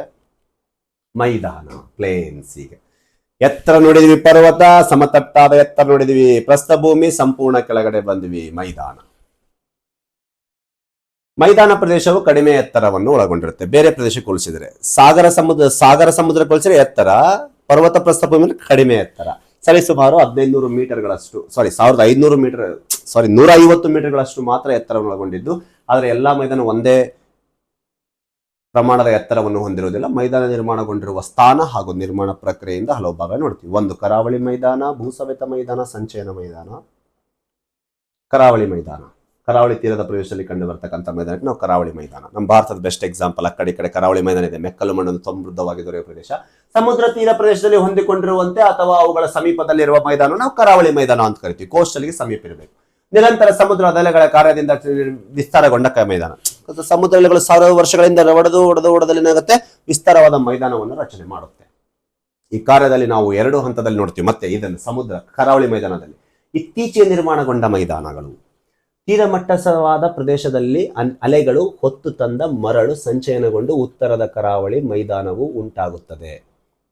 ಉತ್ತರಲ್ಲ, ಎತ್ತರವಾದ ಕರಾವಳಿ ಮೈದಾನ ಉಂಟಾಗ. ಈಗ ಸಮುದ್ರದಲ್ಲಿ ಬಂದು ಹಳೆಗಳು ಹೊಡೆದು ಸಮುದ್ರದಲ್ಲಿ ಇರ್ತಕ್ಕಂಥ ಎಲ್ಲ ಆ ಒಂದು ನಗ್ನೀಕರಣ ಕೃತ್ಯದಿಂದ ಆ ಒಂದು ಮರಳನ್ನು ತಂದ ಆ ಪ್ರದೇಶದಲ್ಲಿ ಮೈದಾನವನ್ನು ರಚನೆ ಮಾಡುತ್ತೆ. ಪಶ್ಚಿಮ ಯುರೋಪ್, ನೆದರ್ಲ್ಯಾಂಡ್, ಜರ್ಮನಿ ಎಕ್ಸಾಂಪಲ್ಸ್ ಇವೆಲ್ಲ, ಅವೇನ್ ತಲೆ ಕೆಡಿಸಬೇಡ್ರಿ. ವಲಯ ಮೈದಾನ ಕರಾವಳಿ ತೀರದ ಭೂಸವೆತ ಮತ್ತು ಶಿಥಿಲೀಕರಣ ಕಾರ್ಯದಿಂದ ಮೃದು ಶಿಲೆಗಳು ಸವೆತಕ್ಕೀಡಾಗುತ್ತವೆ. ಹೆಚ್ಚು ಸವೆತ ಕರಾವಳಿ ತೀರದ ಪ್ರದೇಶದಲ್ಲಿ ಬರ್ತಕ್ಕಂಥ ಶಿಲೆಗಳಲ್ಲಿ ಮೃದು ಶಿಲೆಗಳು ಬಹುಬೇಗನೆ ಸವೆತಕ್ಕೀಡಾಗಿ ರಚನೆ ಆಗುವಂತಹ ಮೈದಾನ ಆಗಿರುತ್ತೆ ವಲಯ ಮೈದಾನ. ಹೌದಾ? ಕಠಿಣ ಶಿಲೆಗಳು ಸವೆತಕ್ಕೀಡಾಗದೆ ಎತ್ತರವಾದ ಕಡಿದಾದ ಇಳಿಜಾರನ್ನು ಹೊಂದಿರುತ್ತೆ. ಇದರಿಂದ ಈ ಮೈದಾನವು ಆಯಾ ಶಿಲೆಗಳ ಅನುಗುಣವಾಗಿ ಭೂಸ್ವರೂಪದ ವಲಯ ಆಕಾರವನ್ನು ಕಾಣಬಹುದು. ಮೃದುವಾದ ಶಿಲೆ ಇದ್ರೆ ಜಲ್ದಿ ಶಿಥಿಲೀಕರಣ ಆಗುತ್ತೆ. ಮೃದುವಾಗದೇ ಇರುವ ಪ್ರದೇಶ ಹಾಗೆ ಉಳ್ಕೊಂಡು ಎತ್ತರವಾದ ಪ್ರದೇಶವಾಗಿ ಮೈದಾನವಾಗಿ ರಚನೆ ಆಗಿಬಿಡುತ್ತೆ ಪ್ರಿಯ ಸ್ನೇಹಿತರೆ. ಹಾಗಾಗಿ ಇದನ್ನು ವಲಯ ಮೈದಾನ ಕರೀತಾರೆ. ಒಂದಾಯ್ತು. ಎರಡು, ಭೂಸವೆತದ ಮೈದಾನ. ಎರಡನೇದು ಗಾಳಿಯ ಸಂಚಲನದಿಂದ ಆಗುತ್ತಿದೆ ಎಲ್ಲ. ಎಲ್ಲಿ ಅಂದ್ರೆ ಮುಂದಾಗ ಮರುಭೂಮಿ ಪ್ರದೇಶ ಹಮ್ಮಡ ಅಂತ ಕರಿತೀವಿ ಎಲ್ಲ. ಹಮ್ಮಡ ಪ್ರಕೃತಿಯಲ್ಲಿ ಮಾರುತಗಳ ಅಂತರ್ಜಲ ನದಿ ಹಾಗೂ ಹಿಮ ನದಿಗಳ ಕಾರ್ಯದಿಂದ ಶಿಥಿಲೀಕರಣಗೊಂಡ ರಚನೆಯಾದ ಮೈದಾನಗಳಾಗಿವೆ. ಗಾಳಿ ನಿರಂತರ ಮಾರುತಗಳಲ್ಲಿ ಜಾಸ್ತಿ ಬೀಸದಲ್ಲಿ ಒಂದು ಹಿಮ, ಯಾಕಂದ್ರೆ ಯಾವುದೇ ಅಡೆತಡೆ ಇಲ್ಲ. ಇನ್ನೊಂದು ಮರುಭೂಮಿ, ಅರಣ್ಯ ಅಂತ ಬಂದಾಗಿಲ್ಲ, ನಗರ ಅಂತ ಬಂದಾಗಿಲ್ಲ, ಗಾಳಿಗೆ ಅಡೆತಡೆ ಆಗುತ್ತೆ. ಅಂತರ್ಜಲ ಕಾರ್ಯದಿಂದ ಸುಣ್ಣದ ಕಲ್ಲು ಮೈದಾನ. ಅಂತರ್ಜಲ ಕಾರ್ಯದಿಂದ ಅಲ್ಲಿ ಕರಗಿ ಸುಣ್ಣದ ಕಲ್ಲು ಎಲ್ಲ ಡಿನೋಡೇಷನ್ ಮಾತ್ರ ನೋಡಿ ಇದನ್ನು. ನದಿ ಪಾತ್ರದಲ್ಲಿ ಮೈದಾನ, ಗಾಳಿಯ ಕಾರ್ಯದ ಮರುಭೂಮಿಯ ಮೈದಾನ. ಇಂತಹ ಪ್ರದೇಶಗಳಲ್ಲಿ ಮೃದುವಾದ ಶಿಲೆಗಳು ವೇಗವಾಗಿಯೂ ಹಾಗೂ ಕಠಿಣ ಶಿಲೆಗಳು ನಿಧಾನವಾಗಿಯೂ ಸಾಗುತ್ತವೆ. ಕಠಿಣ ಶಿಲೆಗಳು ಬೆಟ್ಟಗಳಂತೆ ನದಿ ಪಾತ್ರದ ಸುತ್ತಲೂ ವೃತ್ತಾಕಾರದಲ್ಲಿ ಉಳ್ಕೊಂಡ್ಬಿಡ್ತಾವೆ. ಯಾಕಂದ್ರೆ ಅಲಿಸ್ಲಾರದೆ ನದಿಯ ಸುತ್ತಲೂ ವೃತ್ತಾಕಾರದಲ್ಲಿ ಉಳ್ಕೊಂಡ್ಬಿಡ್ತವೆ. ಇವುಗಳನ್ನು ಕ್ವಿಸ್ಟ್ ಮೈದಾನ ಅಂತ ಕರಿತೀವಿ. ಗಾಳಿಯ ಕಾರ್ಯದಿಂದ ರಚನೆಯಾಗುವ ಮೈದಾನವನ್ನು ಸಹರಾ ಮರುಭೂಮಿಯಲ್ಲಿ ನಾವು ನೋಡಬಹುದು. ಅದಕ್ಕೆ ನಾವೇನು ಕರಿತೀವಿ ಗೊತ್ತೇನೆ? ರೆಗ್, ಸೆರಿರ್, ಹಮ್ಮಡ. This is ಹಮ್ಮಡ. ಹಿಂಗೆಲ್ಲ ಶಿಲೆಗಳಿದ್ರೆ ಹಮ್ಮಡ ನೋಡಿ. ಮೃದುವಾದ ಶಿಲೆ ಎಲ್ಲ ರಗ್ನೀಕರಣ ಆಗಿ ಹೋಗ್ಬಿಟ್ಟಿದೆ, ಕಠಿಣ ಶಿಲೆಗಳು ಅಲ್ಲೇ ಉಳ್ಕೊಂಡ್ಬಿಟ್ಟಿದ್ದಾರೆ, ಮೃದುವಾಗಿದೆಲ್ಲ ಹೋಗ್ಬಿಟ್ಟಿದೆ. ಹೌದಾ? ಭೂಸವೆತ ಮೈದಾನಗಳಿವೆಲ್ಲ ಗಾಳಿ ಕಾರ್ಯದಿಂದನೇ ಮೇನ್. ಸಂಚಯನ ಮೈದಾನ, ಡೆಪೋಸಿಷನ್ ಆಗುತ್ತೆ. ಬಂದು ವಿವಿಧ ಕೃತ್ಯಗಳಿಂದ ಹೊತ್ತು ತಂದ ವಿವಿಧ ಬಗೆಯ ವಸ್ತುಗಳು ನಿರ್ಮಾಣಗೊಂಡಿರುವ ಸಾಮಾನ್ಯವಾಗಿ ಫಲವತ್ತಾದ ಜನಭರಿತ ಪ್ರದೇಶವಾಗಿರುತ್ತೆ ಮೈದಾನ ರೂಪಿಸುತ್ತದೆ.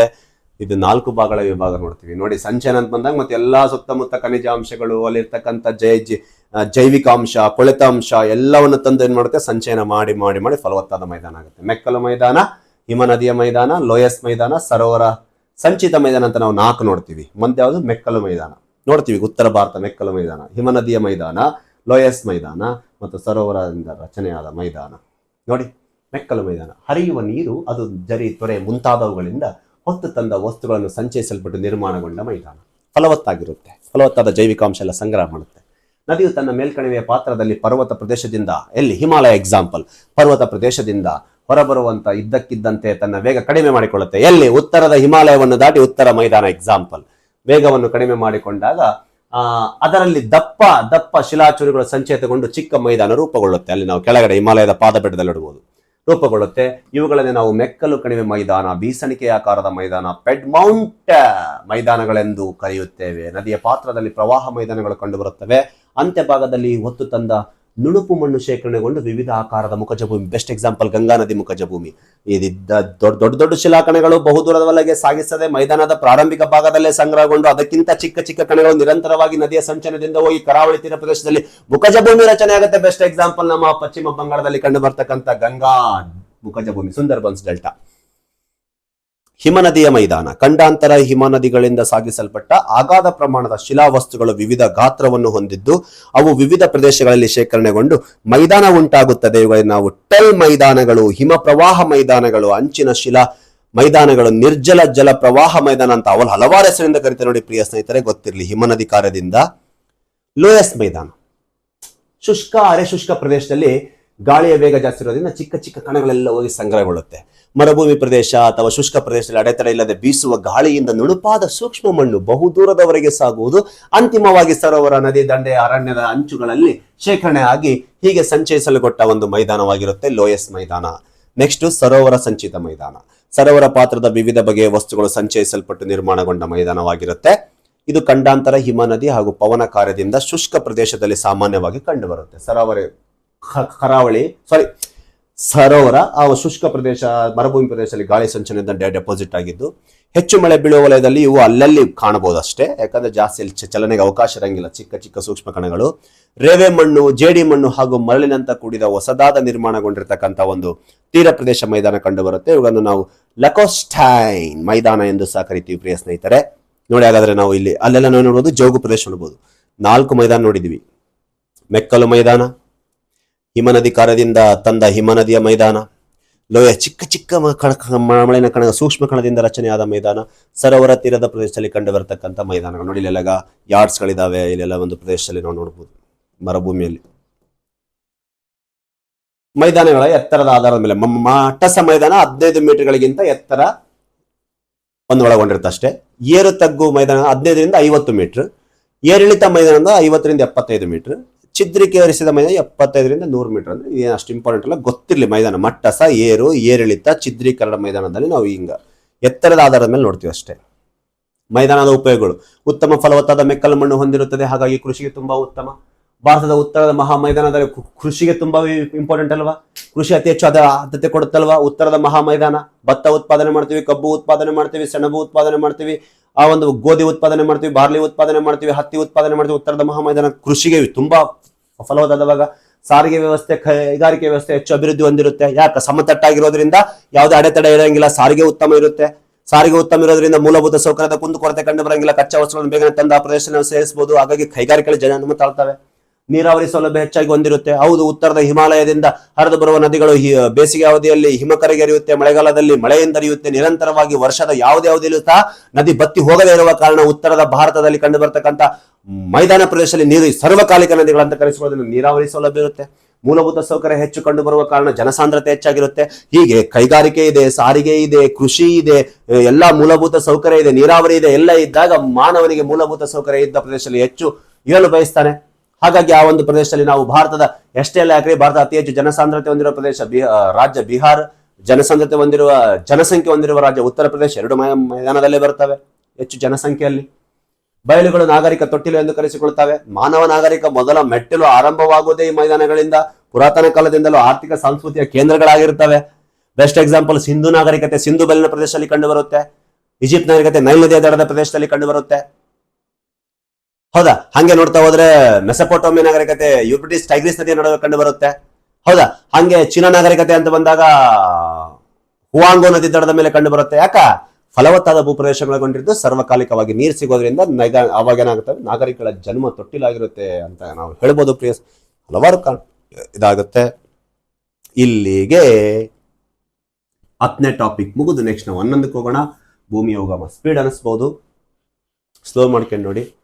ತರಗತಿಗಳು ಇನ್ನೂ ಜಾಸ್ತಿ ಇದಾವೆ. ಇವೆರಡು ಮುಗಿದ್ರೆ ನಿಮಗೆ ಲಿಥೋಸ್ಫಿಯರಿಗೆ ಸಂಬಂಧಪಟ್ಟ ಸಂಪೂರ್ಣವಾದ PDF ಅನ್ನು ಕೊಡ್ತೀನಿ. ಆಮೇಲೆ ಕರ್ನಾಟಕ ವರ್ಡ್ ಮತ್ತೆ ನಿಮಗೆ ಅಪ್ಲೋಡ್ ಮಾಡಿಕೊಡ್ತೀನಿ. ಇಂಡಿಯಾ ಒಂದಾಗಲ್ಲ, ಯಾಕಂದ್ರೆ ಪ್ರಿಯ ಸ್ನೇಹಿತರೆ ಗೊತ್ತಿರಲಿ, ಇಂಡಿಯಾ ಯಾಕೆ ಕೊಡೋದು ನನಗೆ ಆಗ್ತಿಲ್ಲ ಅಂದ್ರೆ ನಾನು ಒಳ್ಳೆ PPT ಮಾಡಿ ನಿಮಗೆ ಇನ್ನೊಮ್ಮೆ ಕ್ಲಾಸ್ ಮಾಡಿ ಕೊಟ್ಬಿಡ್ತೀನಿ. ನಾನು ಪ್ರಾರಂಭದಲ್ಲಿ ಯೂಟ್ಯೂಬ್ ಚಾನಲ್ ಸ್ಟಾರ್ಟ್ ಮಾಡಿದಾಗ ನನಗೆ PPT ಮಾಡಿಕೊಳ್ಳೋದು ಟೆಕ್ನಿಕಲಿ ನಾನು ವೀಕ್ ಇದ್ದೀನಿ. ನನಗೆ ಯಾರೂ ಅದ್ರ ಬಗ್ಗೆ ಸಹಾಯ ಮಾಡಲಿಲ್ಲ, ನಾನಾಗೆ ಕಲ್ಕೊಂಡೆ. ಹಾಗಾಗಿ PPT ಹಾಕೋದ್ರಿಂದ ನಿಮಗೆ ಏನು ಸಿಗುತ್ತೆ, PDF ಸಿಗುತ್ತೆ. ಅವಾಗ ಹೇಳಿಕೊಡು ಅಂದರೆ ನನಗೆ ಯಾರು ಹೇಳಿಕೊಳ್ಳಿಲ್ಲ. ಇರಲಿ, ನಮ್ಮ ಕೆಲಸ ನಮ್ಮ ಶ್ರಮಕ್ಕೆ ನಾವೇ ಇರಬೇಕು. ಕುಟುಂಬ ಸ್ನೇಹಿತರು ಬಿಟ್ಟರೆ ನಿಮಗೆ ಯಾರೂ ಸಹಾಯ ಮಾಡೋಂಗಿಲ್ಲ. ಅದು ಮಾನವನ ಒಂದು ಪ್ರಕೃತಿಯ ನಿಯಮ. ನನಗೆ ಇಷ್ಟ ಆಗಲ್ಲ. ಪ್ರಾರಂಭದಲ್ಲಿ ನಾನು ಇಂಡಿಯನ್ ಜಿಯೋಗ್ರಫಿ ಅಂದರೆ ನನಗೆ ಯಾರಾದರೂ PPT ಮಾಡೋದು ಅವಾಗೆ ಹೇಳ್ಕೊಟ್ಟಿದ್ರು, ಅವಾಗೆ ನನಗೆ ಹಿಂಗೆ ಯೂಸ್ ಮಾಡಬೇಕು ಎಲ್ಲ ಅಂತ ಹೇಳ್ಕೊಟ್ಟಿದ್ದೆ. ನಾನು ಅವಾಗೆ ನಿಮ್ಮ PDF ಕೊಟ್ಬಿಡ್ತಿದ್ದೆ. ಪ್ರಿಯ ಸ್ನೇಹಿತರೆ ದಯಮಾಡಿ ಒಂದು ಕ್ಷಮಿಸಿ. ಯಾಕಂದರೆ ಒಂದು PPT ರೆಡಿ ಮಾಡೋಕ್ಕೆ ಇಟ್ಸ್ ಟೇಕ್ ಮೋರ್ ಟೈಮ್. ಒಂದು ಚಾಪ್ಟರ್ ಮಾಡಬೇಕಂದ್ರೆ 30-40 ತಾಸು ಬೇಕಾಗುತ್ತೆ ಇಂಡಿಯಾ. ಆದರೂ ಸಹ ಬಿಡಂಗಿಲ್ಲ, ಮಾಡಿಕೊಡ್ತೀನಿ ಪ್ರಿಯ ಸ್ನೇಹಿತರೆ. ದಯಮಾಡಿ ಆ ಒಂದು ಇಂಡಿಯಾ ನಿಮಗೊಂದು ಈಗ ಸಿಗಲ್ಲ. ಅದು ಬಿಟ್ಟು ಉಳಿದುವೆಲ್ಲ ನಾನು ಒಳ್ಳೆ ಅಪ್ಲೋಡ್ ಮಾಡ್ತೀನಿ. ಮಂಜುನಾಥ್ ಸರ್ ಜಿಯೋಗ್ರಫಿನೋ ಟೆಲಿಗ್ರಾಮಲ್ಲಿ ನೀವು ಜಾಯ್ನ್ ಇರ್ರಿ. ನಿಮಗೆ ಯಾವಾಗ ಕೊಡ್ತೀನಿ ನನಗೆ ಗೊತ್ತಿಲ್ಲ, ಕೊಟ್ಟಿದ್ದೀನಿ ನಾನು ಯೂಟ್ಯೂಬಲ್ಲಿ ನಿಮಗೆ ಹೇಳ್ಬಿಡ್ತೀನಿ. ನಿಮ್ಮ ಸ್ನೇಹಿತರೊಂದಿಗೆ ಎಲ್ಲರಿಗೂ ಹಂಚ್ಕೊಳ್ಳಿ. ನನ್ನ ತರಗತಿಗಳನ್ನು ಉಚಿತವಾಗಿ ಸಂಪೂರ್ಣ ಜಿಯೋಗ್ರಫಿಯನ್ನು ಕೊಡ್ತಾ ಇದ್ದೀನಿ ಪ್ರಿಯ ಸ್ನೇಹಿತರೆ. ಹಾಗಾದರೆ ಮತ್ತೆ ಸಿಗೋಣ ಮುಂದಿನ ತರಗತಿಯಲ್ಲಿ ಅಂತ ಹೇಳುತ್ತಾ ಇಲ್ಲಿಗೆ ಈ ತರಗತಿಯನ್ನು ಮುಕ್ತಾಯಗೊಳಿಸುತ್ತಿದ್ದೇನೆ. ಥ್ಯಾಂಕ್ ಯು, ಧನ್ಯವಾದ.